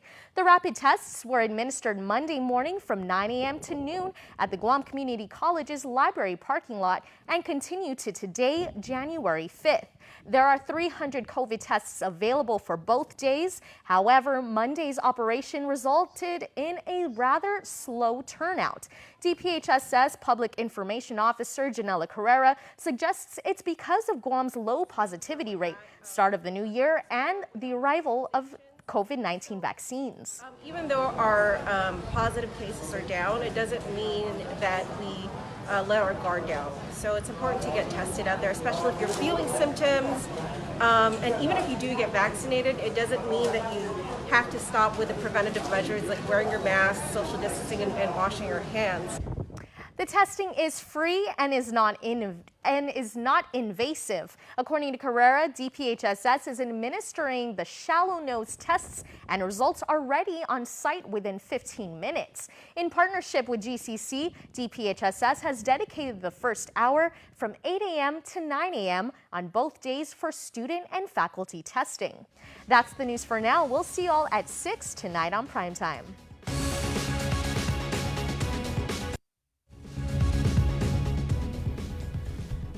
Thanks, Tyler. In addition to community testing, public health remains busy this week with vaccinations. The second dose for the Phase 1A, or healthcare professionals' COVID-19 vaccine, is scheduled to begin Thursday the 7th through Saturday the 9th. A location and time has not been determined. However, according to public health spokesperson Janela Carrera, this topic, amongst others, were scheduled to be discussed during last night's vaccine and antiviral prioritization policy committee, or VAPPC, meeting. Carrera says public health nurses are currently undergoing training to administer the Moderna vaccine. The VAPPC will then determine how to allocate the December allotment of the Moderna and remaining Pfizer vaccine in order to complete Phase 1B vaccinations.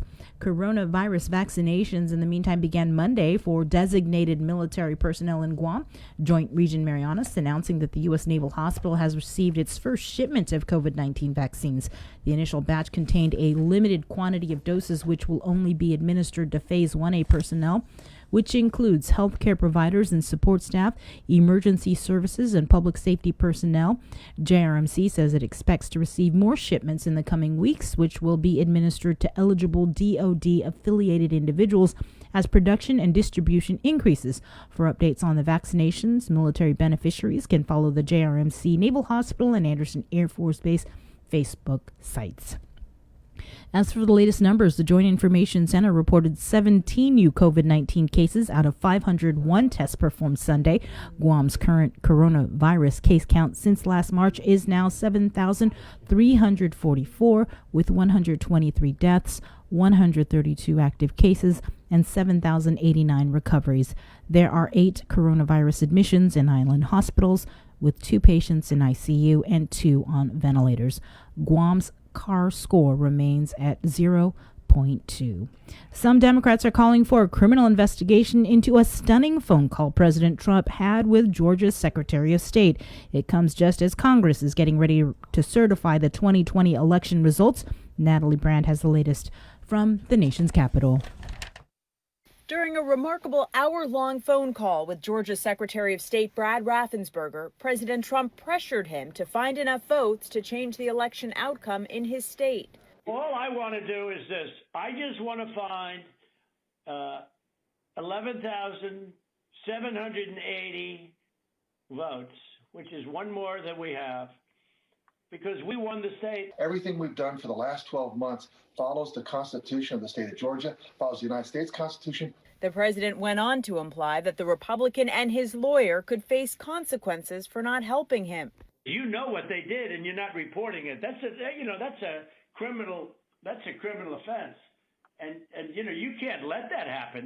That's a big risk to you and to Ryan, your lawyer. That's a big risk. The president's extraordinary phone call is surfacing just days before Congress is expected to certify Joe Biden's presidential victory.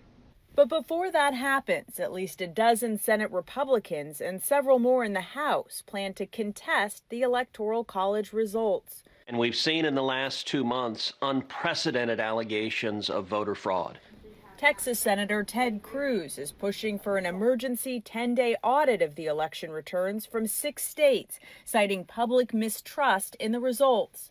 The move has some Republicans asking their colleagues to move on. This is bad for the country and bad for the party. Democrats call the plan a publicity stunt, and a spokesman for President-elect Biden's transition team says it won't change the fact that Joe Biden will be sworn in on January 20th. Natalie Brand, CBS News, the White House. Back to Guam, and more news about the 36th Guam Legislature Committee leadership positions were announced. Senator Joe San Augustine will chair the Committee on General Government Operations, Appropriations, and Housing. Senator Talina Nelson will chair the Committee on Education, Self-Determination, Historic Preservation, Infrastructure, Border Safety, Federal and Foreign Affairs, and Maritime Transportation. Senator Amanda Shelton will chair the Committee on Air Transportation, Parks, Tourism, Higher Education, and the Advancement of Women, Youth, and Senior Citizens. Senator Clint Ridgell will chair the Committee on Economic Development, Agriculture, Power and Energy Utilities, and the Arts. Vice Speaker Tina Munoz Barnes will chair the Committee on Rules, Public Accountability, Human Resources, the Guam Buildup, Hagatnya Revitalization, Regional Issues, Public Libraries, Telecommunications, and Technology. Senator Pito Tulahi will chair the Committee on Public Safety, Emergency Response, Military and Veterans Affairs, the Mayor's Council, and Public Transit. Senator Sabina Perez will chair the Committee on Environment, Revenue and Taxation, Labor, Procurement, Statistics, Research and Planning. And finally, Speaker Therese Tulahi will chair the Committee on Health, Land, Justice and Culture. Meanwhile, Senator Talita Nelson has introduced Bill 6, addressing substance abuse and improved opioid prescription accountability on Guam. The measure is a new and improved version of Bill number 388, which the senator previously introduced to address the island's silent opioid epidemic. The former bill drew positive support and significant recommendations from healthcare providers during its public hearing in November of last year. The bill would improve opioid prescription management and patient education through requiring review of patient prescription history, development of practitioner prescription report cards, mandate a 7-day supply limit of opioid prescriptions, mandate discussion of opioid risks and alternatives with patients, and establish a prescriber-patient agreement. Senator Nelson says the opioid crisis has been affecting the lives of millions across the nation and in our island community for too long, and the pandemic has only worsened this reality. And finally, the governor signed a new law to authorize the refunding of certain bonds that will help the hard-hit airport cover its operating costs. Senators were called into special session last week to act on the measure, which the airport says will provide millions of dollars in short-term debt service relief.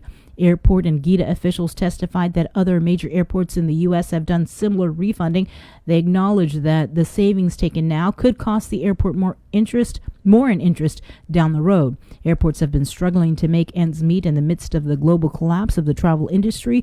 It will be the second time in as many years that the Guam airport will refinance its bonds. That's your news. We'll have more on the link after the break.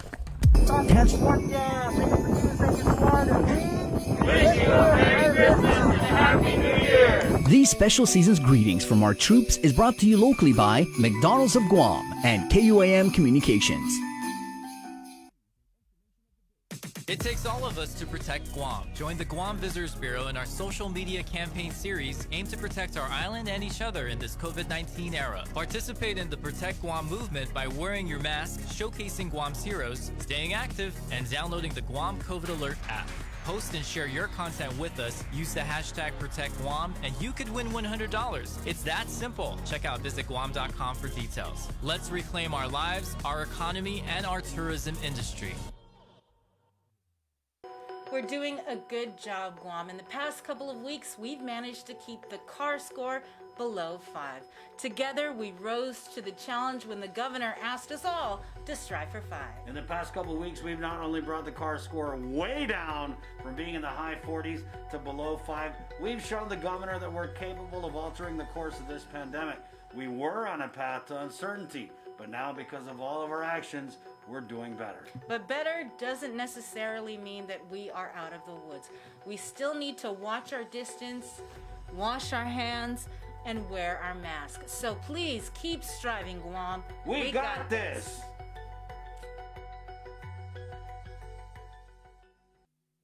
Catch the holiday soundtrack starting December 1st through January 5th. You'll be treated to an all-day festive playlist only on Breeze 93.9 FM. Also streaming on KUAM.com and the KUAM mobile app. Let's spread joy and holiday cheer this season. Holiday soundtrack is brought to you by Domino's. Visit domino's.gu for faster, easier online ordering.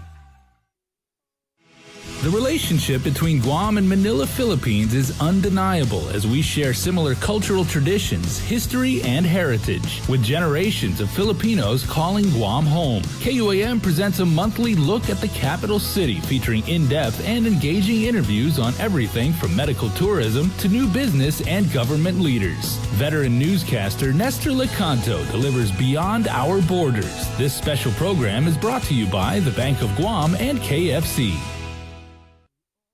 GU Self-Storage, conveniently located near the Harmon McDonald's. We offer affordable rates, online payments, and auto bill pay for your convenience. Plus gate access daily from 6 a.m. to 9 p.m. Call us today at 648-7867 for more information. We got your 6 at 6 a.m. with the link on Breeze 93.9 FM. Bree and I connect you with all the latest news and information you need to know to start your day. Then check back with Guam's news leader at 6 p.m. for the day's top headlines with KUAM News Primetime. From 6 a.m. to 6 p.m. and everything else in between with KUAM Digital, we got your 6.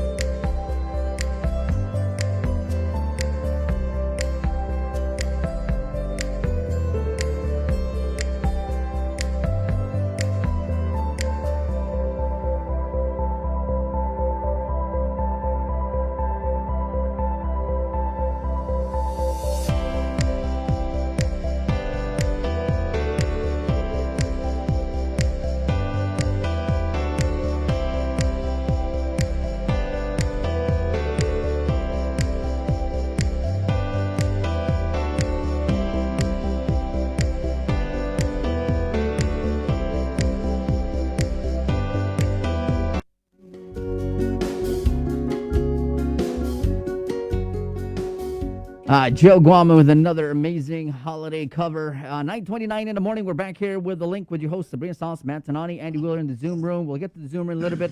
We got Jason Salas here. Joe, sir, good morning and welcome back. Off it, everybody. Welcome back. We're taking the show to the streets. We're heading over to the Guam. We're heading over to the Guam Community College, where community testing is well underway by public health. And Peter Santos joins us now live. Good morning, Peter. Morning, Bree. Sorry, it's pretty windy over here. But yes, I believe this is day 2 of testing. Mm-hmm. Yes. And so it looks like a pretty good turnout, to be honest. I'm actually here with Janella. She's going to give us some of her time. So we'll go ahead and get this thing started. Okay, yes. Hey, Janella. Hey, hi, Peter. Hi, How you doing? Bree in studio and Jason in studio. And Andy, if you're there. So definitely, like I said, it was day 2 of testing. It looks like a pretty good turnout. I was talking to some people outside, and they're saying that yesterday it was kind of timid, kind of slow. Yes, you're right. So yesterday, a little slow start yesterday. After from 8 to 12, after we calculated all of our numbers, we tested about 134 individuals. Of that, there were 4 positive cases. But today, we have a pretty steady flow. This morning, we had a line of cars waiting before we even opened our testing doors, so to speak. So a lot more cars today, a lot more people showing up to get tested. We're really happy with the turnout we're seeing today. I think our efforts are working. We had a 311 text blast that went out yesterday to remind people that we do have a community outreach today at GCC. So I think that definitely worked, that extra push. So we're very, very happy with the turnout today. So I heard some Manumku pretty much were coming expecting to be vaccinated here today. Yeah, so we did. Unfortunately, there was one of the news talk radio stations yesterday mistakenly announced that there was a vaccination happening yesterday here at GCC, but we did correct them. We informed them that there was no vaccination happening here at GCC. So unfortunately, we did have some of our Manumku show up thinking that there was a vaccination clinic happening here. But we had to inform them that we weren't offering any vaccines here. But we do have plans for a vaccination clinic this week because it is the second dose. For those who received their first dose on December 17, 18, and 19, they are due for their second dose this coming January 7, 8, 9. So the plan is to start vaccinating them this week. Most likely it's going to happen probably at Oahu High School. We're still finalizing the plans. We'll officially announce it once we have that set in stone. Awesome. And so, we're entering in a new year and our numbers are going down. Our hospitalizations, thank God, are below the double digits. Mm-hmm. I think it's kind of a scary notion for people to be thinking that we left COVID in 2020. How important do you think testing is, now? You're absolutely right. Just because our numbers are going down, our CAR score is below that number 1 threshold, that the vaccines are here and it's an extra layer of protection, that doesn't mean that we should let our guard down. And that's exactly why we're continuing to have community outreach and community testing, because just as the vaccination is important, community testing is equally important, if not just maybe even more important, because we still need to continue to assess our situation when it comes to COVID-19. We need to continue to understand where we're at as a community in terms of positive cases.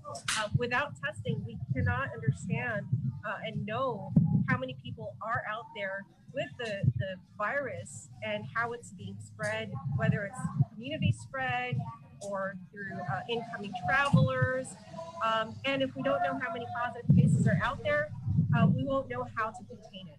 So it's very important that we continue to test our community through mass testing, or if you have symptomatic people or even asymptomatic people, that we get them tested. So this is one of our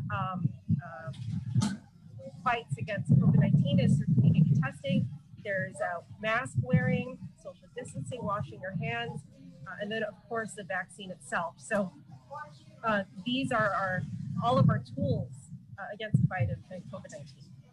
So speaking of COVID-19, tracking of the new strain, I know Dr. Felix Cabrera was mentioning that public health was talking with CDC about genome testing. That's right.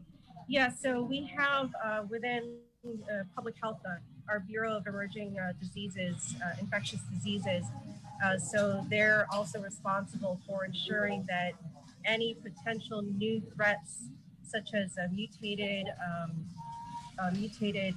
viruses or any other types of viruses that may come to our shores, that we communicate with all the federal experts and other experts, international experts, that are tracking these types of viruses to ensure that they're also aware of these potential threats on Guam.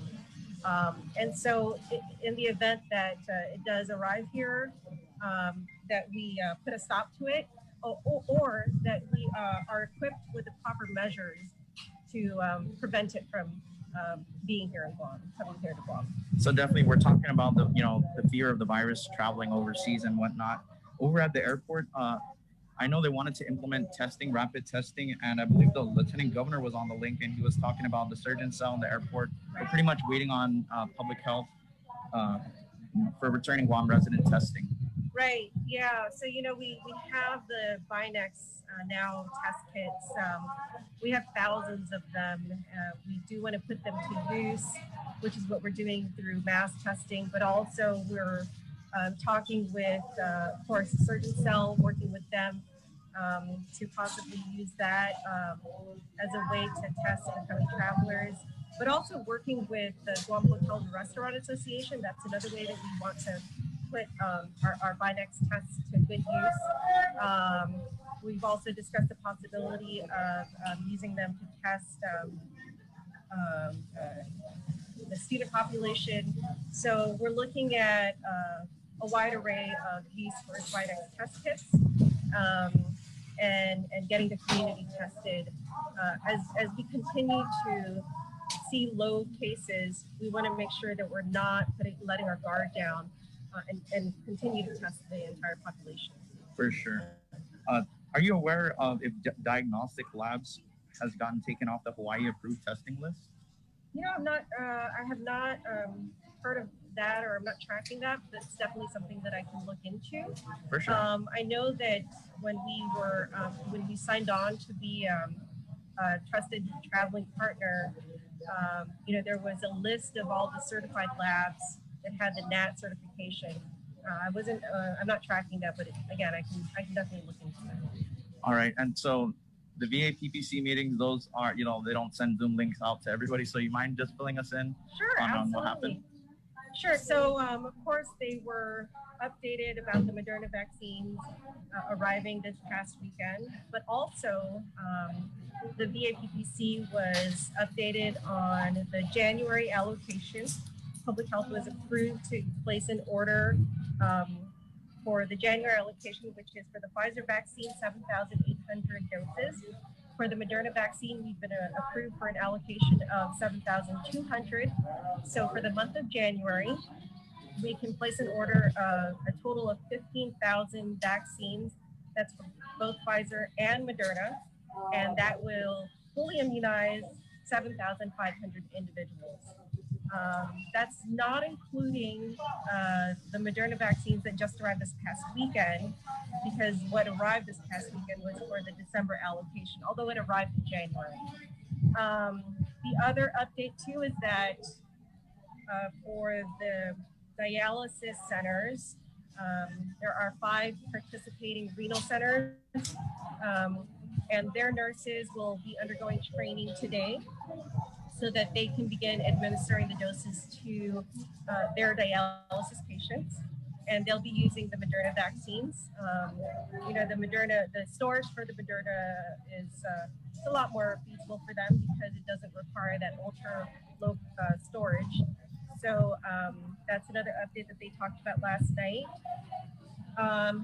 Another update is the vaccine committee did agree that in terms of the age threshold, they recognize that those within the age range of 60 to 74 are more susceptible to severe illness when it comes to COVID-19.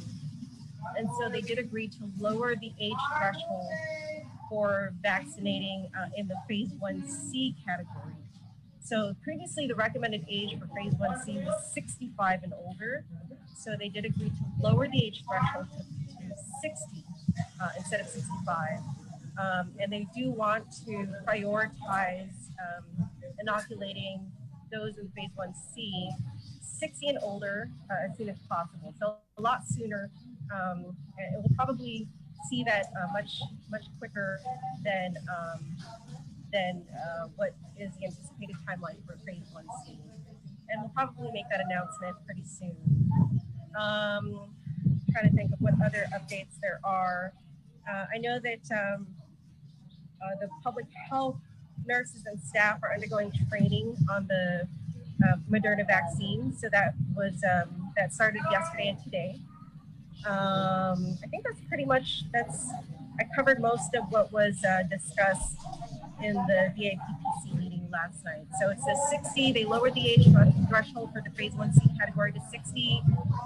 The hemodialysis patients, nurses will begin their training for the Moderna vaccines, and they'll be using the Moderna vaccines for their patients. And that we've been given the authorization for 15,000 vaccines for the month of January. Awesome. So I know the 7th is the second round, the second dose, right? For those who received it. When would be the next initial dose round that you guys are going to conduct? I believe it would be January 12th, because the first clinic we did was December 17, 18, 19. And then we had that one-day clinic the following Tuesday, 17, 18, 19, 20, 22nd. So it would be January 12th. It would be another day for the second dose clinic. So we would probably have to do January 7, 8, 9, and then January 12th for a second dose clinic. For the initial dose, for the next round, people getting their first shot. Oh, getting their first shot. Yeah. Oh, okay. So sorry. Yeah. I was confused by your question. That is probably something we'll need to discuss further. Moving forward is probably going to be a lot of the second dose clinics. Okay. Because in December was a lot of the first dose clinics. So moving forward will be a lot of the second dose clinics. But what's great about the second dose clinics is that there will be opportunity for those who missed out, like the phase 1A healthcare professionals or phase 1B frontline and essential workers, to take advantage of the second dose clinics. I just created a term now to come during the second dose clinics to get their first dose. And would the Manamku be looped into that? Yes, absolutely. So if, for example, the 75-year-old and older category, if they missed out on that opportunity, they'll still be able to come in and get their first dose during the second dose clinic. Awesome. Well, it looks like you have a full house today. The line stretches all the way down to GW. So I'll let you get to it. Thank you so much for your time. Sure, Janelle. absolutely. I appreciate it. Anytime, Peter. Thank you. Thanks, guys. First link of the year, right? Oh, yeah. So definitely, it's pretty busy over here. You have just a bunch of cars lining up. I can just show you that. So we got the whole tent set up. Free COVID-19 testing, I believe, until 12 o'clock, right, Janelle? 12 o'clock? Yeah. Until 12 o'clock, come down and get your testing done. Thanks, Peter. No problem. Thank you, guys. See you soon. All right, see you soon. Again, community testing, COVID-19 testing, free COVID-19 testing is underway over at GCC. You don't have to have symptoms to get tested. Just show up with an ID. The limit is 4 people per car. And it's going on till 12 o'clock this afternoon. And we're going to continue on in the Zoom room where we have our weekly segments with the Guam Visitors Bureau and the Protect Guam campaign.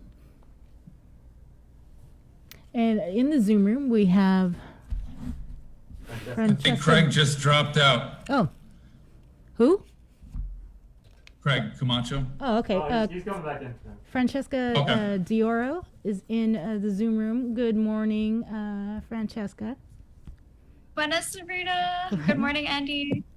And we also have Craig Camacho, who is just to reconnect. There he is. All right. Sorry about that. No problem. Can you guys hear me there?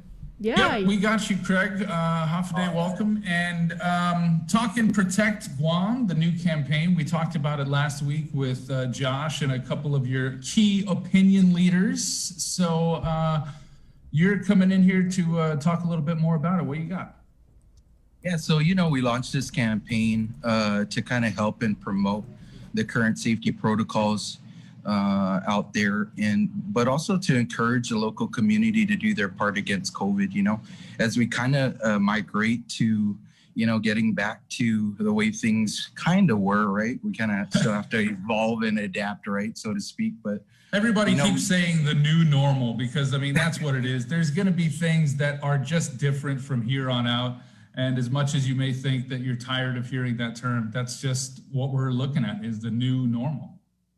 Yeah, and so having the community know what that new normal is going forward as it evolves, and we all try to kind of digest what this is. We all got to remember that we're all doing this together, and so that whole community message needs to be kind of put out there so that we all can make sure that we continue these CAR scores. Look, the numbers are going down. People are kind of getting back to work, and so going forward, we want to sustain that mindset to protect Guam, protect our people, keep our communities thriving, bring back events, and have communal social events for all of us to enjoy like before, But the part of the photo contest really is there are actually 4 parts to this. So the first one was wear your mask. That had already concluded towards the end of December. The other one was your Guam heroes. Who are your Guam heroes out there that kind of have been helping, fight and protect us, for first line people out there in the community that has been essential throughout this whole 8-9 month period. Then the next one that we're currently in right now is how do you stay active? What are you doing to stay active and healthy during COVID, which is extremely important for all of us to continue to do. I think more people are exercising now because of COVID, and I think that's great. We're taking this opportunity to get out there, go to the parks. I know one of my neighbors, she picks up trash while she's walking and stuff, and so we really want to encourage the entire island community to do their part. And these photo contests, we do them even you guys remember the Instagram campaigns that we've had previously, and so we just try to apply this to help the whole COVID awareness thing and getting the message out there that, hey, we need to continue this mindset. We really need to continue it going forward so that we understand how to keep this down. I understand there were SARS, there was this swine flu. This is probably the worst that we've all seen. And so in order to go forward, we got to learn to protect ourselves even further from anything foreign and domestic that could, potentially hurt us like COVID has. And, one great way to get people to join up, you got to incentivize them by giving out a little bit of money. So there is some cash involved in this. Talk about that. Yeah. So, for each of the 4 categories, we'll be giving out $100 to 10 winners in each of those 4 photo contents. And so you can actually share your COVID experiences under those 4 categories by posting on Instagram. And again, you have to post them publicly, just FYI. But also you can go on our landing page on visitguam.com where you can see there's a huge Protect Guam site landing page there that you can go ahead and upload all your photos and share your experiences. And I said it during the last show with Victorious, it's extremely important that we share our stories. it's extremely important that we share our experiences. These are the things that are helping us through this, these are the things that help each other kind of get through this, knowing that we've been through, different situations. And, I'm excited because, we brought in these KOLs, key opinion leaders in our community to kind of help, spread that message and kind of gather people in to help, do their part against COVID again. Yeah, that's a great segue to introduce our key opinion leader joining us here, Francesca Hoffaday. Good morning. Hoffaday, Andy. Hoffaday, Craig, everybody. Hey. So GVB approached you to be a KOL, a key opinion leader. How did that go about? How was that conversation? So I don't know about being a key opinion leader, but I'm really flattered always to work with GVB on any of the campaigns. I started working with GVB mostly last year for tourism things, and it's really nice to see how GVB has really pivoted to catering more to the community and catering to this conversation about COVID, especially as we get towards the end of it, or what feels like a long time in this situation. So yeah, I was just reached out. I was reached out to by Robbie from GVB and Talent Basket, along with a whole cohort of other influencers. And I was really interested in the campaign because it really focused on our stories and sharing Guam Heroes, which was the campaign that I was asked to be a part of. And I was really excited to take part in that conversation. Well, then let's go ahead and talk about your Guam hero. Who is it? So my posts on social media were about all of us who still take this pandemic seriously, who still follow the protocols, who still wear their masks and move out of consideration and compassion and love for everybody in our community. Because wearing your mask, socially distancing, taking time and space away from your family and your friends is a big sacrifice, especially for our community where we're used to having so much social interaction with one another and time with each other. Like in the beginning of the pandemic, it was really difficult for me to spend time away from like my grandmother. This year was the least amount of time I've spent with her, like in my whole life, aside from when I lived off of the island. So it was a big sacrifice for me to take that much time away from my family. And I just really wanted to send out this message of gratitude to everybody else who took these big sacrifices, who made these changes in their lifestyle, who changed their habits and their behaviors out of consideration and love and Anaphylaxis. So that was my like blanket statement about who my Guam hero is. It's everybody who's still taking all of these actions and doing their part. But we were also asked to do an Instagram live interview with somebody that we consider a Guam hero. And I featured my first cousin, who is a rehab tech at the skilled nursing unit at GMH. And she was really excited to share her story because skilled nursing kind of moved down the priority list for government services. So they had to move locations several times throughout the year, which is really difficult. And then she takes care of a lot of elderly people. And so a lot of her job was geared towards keeping them happy and healthy and engaged in life-enriching activities like painting and anything to keep them happy, because they also had to spend a lot more time away from their families. So that was who I featured. Her name is Marlena Connolly, and yeah, I considered her one of my Guam heroes. That's tough though, picking one Guam hero. Like you had your blanket statement, then you've got to narrow it down. It's like picking your favorite family member. That's just, that's going to cause some problems. I know. I had to shout out my other family members during the interview because I have several family members who are frontline workers who work in the healthcare industry, who are educators, who had to work throughout this entire pandemic, and it was really, really hard to narrow it down. I just wanted to show. So we all have our Guam heroes, and we want you to post them. Craig, wanted to get back to you and talking about these key opinion leaders because just seeing some of them, I mean, you've got a pretty diverse group here of people, and how important is it to get those individual stories out there to promote the island and our culture? Man, like I said, it's so critical that we get, a good share of the demographic out there, and these guys, I wish, just looking at Francesca and her energy, I know personally, like her involvement in the cultural community has been great, and especially because of her age demographic. And so those are some of the things that we want to continue hitting going down the line, is making sure that we got everyone covered, right? From our manunku to our younger demographic there, and making sure we get our, but also, man, these guys have plenty of followers, unlike me. But these guys are, and they're so kind of a big deal.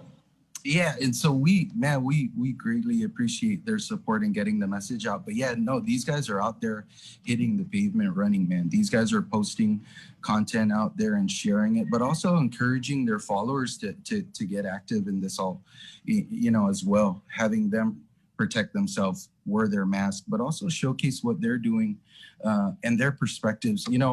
Josh and I kind of spoke about this.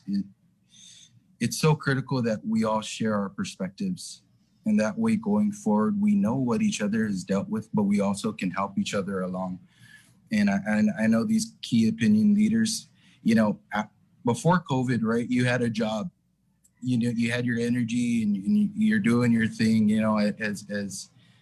as what we coined before this, key influencers, right? But imagine where this goes from here now. How they want to be active leaders in their community. So it's a plus, right?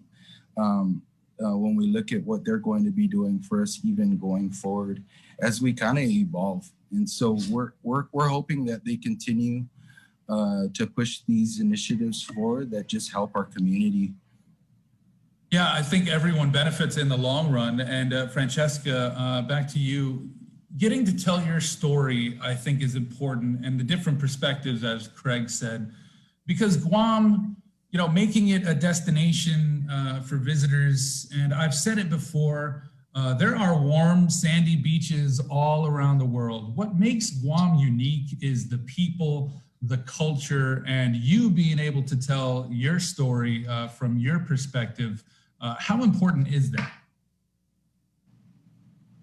Oh man, I was just thinking about this morning, about how Chamorro hospitality is really its own set of cultural practices, and learning how to take care of each other is something that we're taught from when we're really, really young. And that's something that can translate very well into how we treat our guests, how we approach hospitality for everybody who comes through our doors. But also, when we teach this hospitality, it comes from this place of respect and reciprocity, which is what our cultural values are founded on. And Anaphylaxis is all about doing your part to make good for the community. And if everybody is moving with that consciousness of doing good for each other, then our society, our culture, our island can flourish. So for me, tourism, taking this break this year to kind of see the impact that tourism has had on our environment, how big of a piece of our economy it plays, seeing the value of tourism, but also the impact tourism has at the same time, I think it's given our community some time to really analyze all of these factors and to consider how we can move forward when tourism starts back up again. I know that's something that I've been thinking about a lot lately, how we can promote more mindful tourism, because this is something that, like, being mindful of how we affect each other from our health, and COVID has really made us reconsider like our impact on each other. Wearing our mask is to be considerate and be respectful of each other, especially people who are vulnerable. And that's something that we can also translate into how we interact with our environment, to be respectful of our environment because it is vulnerable. And these are conversations that we can help our tourists understand when they come back to Guam. This is something that we continue to teach each other living here on Guam, to move with respect, because our environment is so key to our health, to our personal physical health, mental, emotional health. Is all founded on how healthy our environment is. So I think that tourism and how we move forward with our visitor bureau and how we continue like telling our story should be rooted in those strong values of Anaphylaxis, of respect and compassion and love for each other. Yeah, it really is a symbiotic relationship. What's good for the people of Guam is going to be good for the tourists, which is going to be good. It's just a big circle. So thank you all for bringing your different perspectives, all the different key opinion leaders. Craig, for this campaign, everybody over there at GVB. We all know there's a lot of work to do, But again, before we even think about protecting all of our visitors that come to Guam, we have to protect the people of Guam first. So this campaign, I think, is pretty important. And I want to thank both of you for joining us here on the show. Awesome, man. Thanks, Andy. All right, thank you guys. Happy New Year. Be safe, and remember, #Protect Guam. Happy New Year. Happy New Year.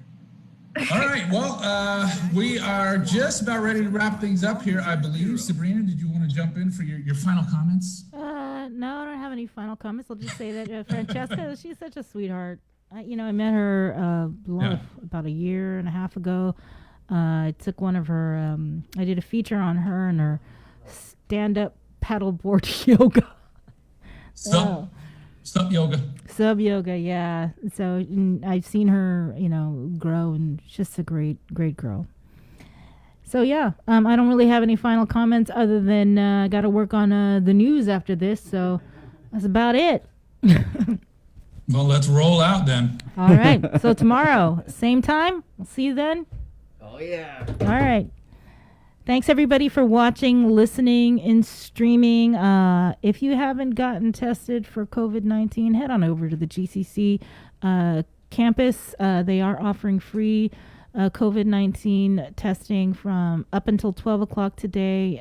It's rapid. You'll find out the results in 15 minutes. It is painless. So please, if you have the time, stop on by. And that's our show. We'll see you tomorrow. Bye. Bye.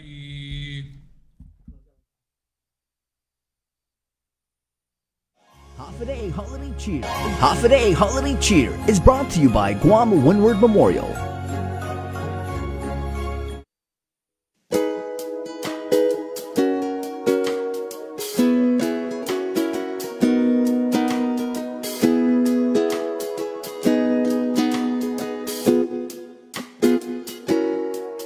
Have a holly jolly Christmas. It's the best time of the year. I don't know that there'll be snow, but have a cup of cheer. Have a holly jolly Christmas, and when you walk down the street, say hello to friends you know and everyone you meet. Oh, the mistletoe hung where you can see. Somebody waits for you. Kiss her once for me. Have a holly jolly Christmas. And in case you didn't hear, oh by golly, have a holly jolly Christmas this year.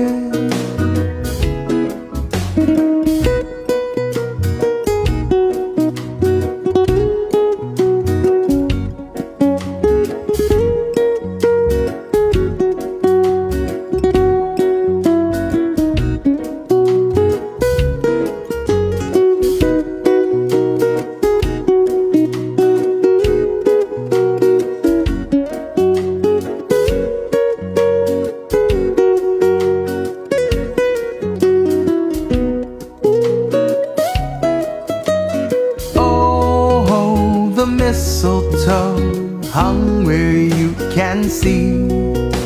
Somebody waits for you. Kiss her once for me. Have a holly jolly Christmas. It's the best time of the year. I don't know that there'll be snow, but have a cup of cheer.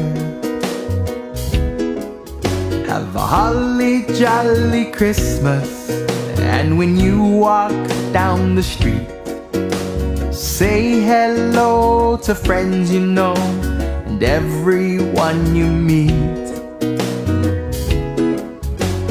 Oh, the mistletoe hung where you can see. Somebody waits for you. Kiss her once for me. Have a holly jolly Christmas. And in case you didn't hear, oh by golly, have a holly jolly Christmas. this year.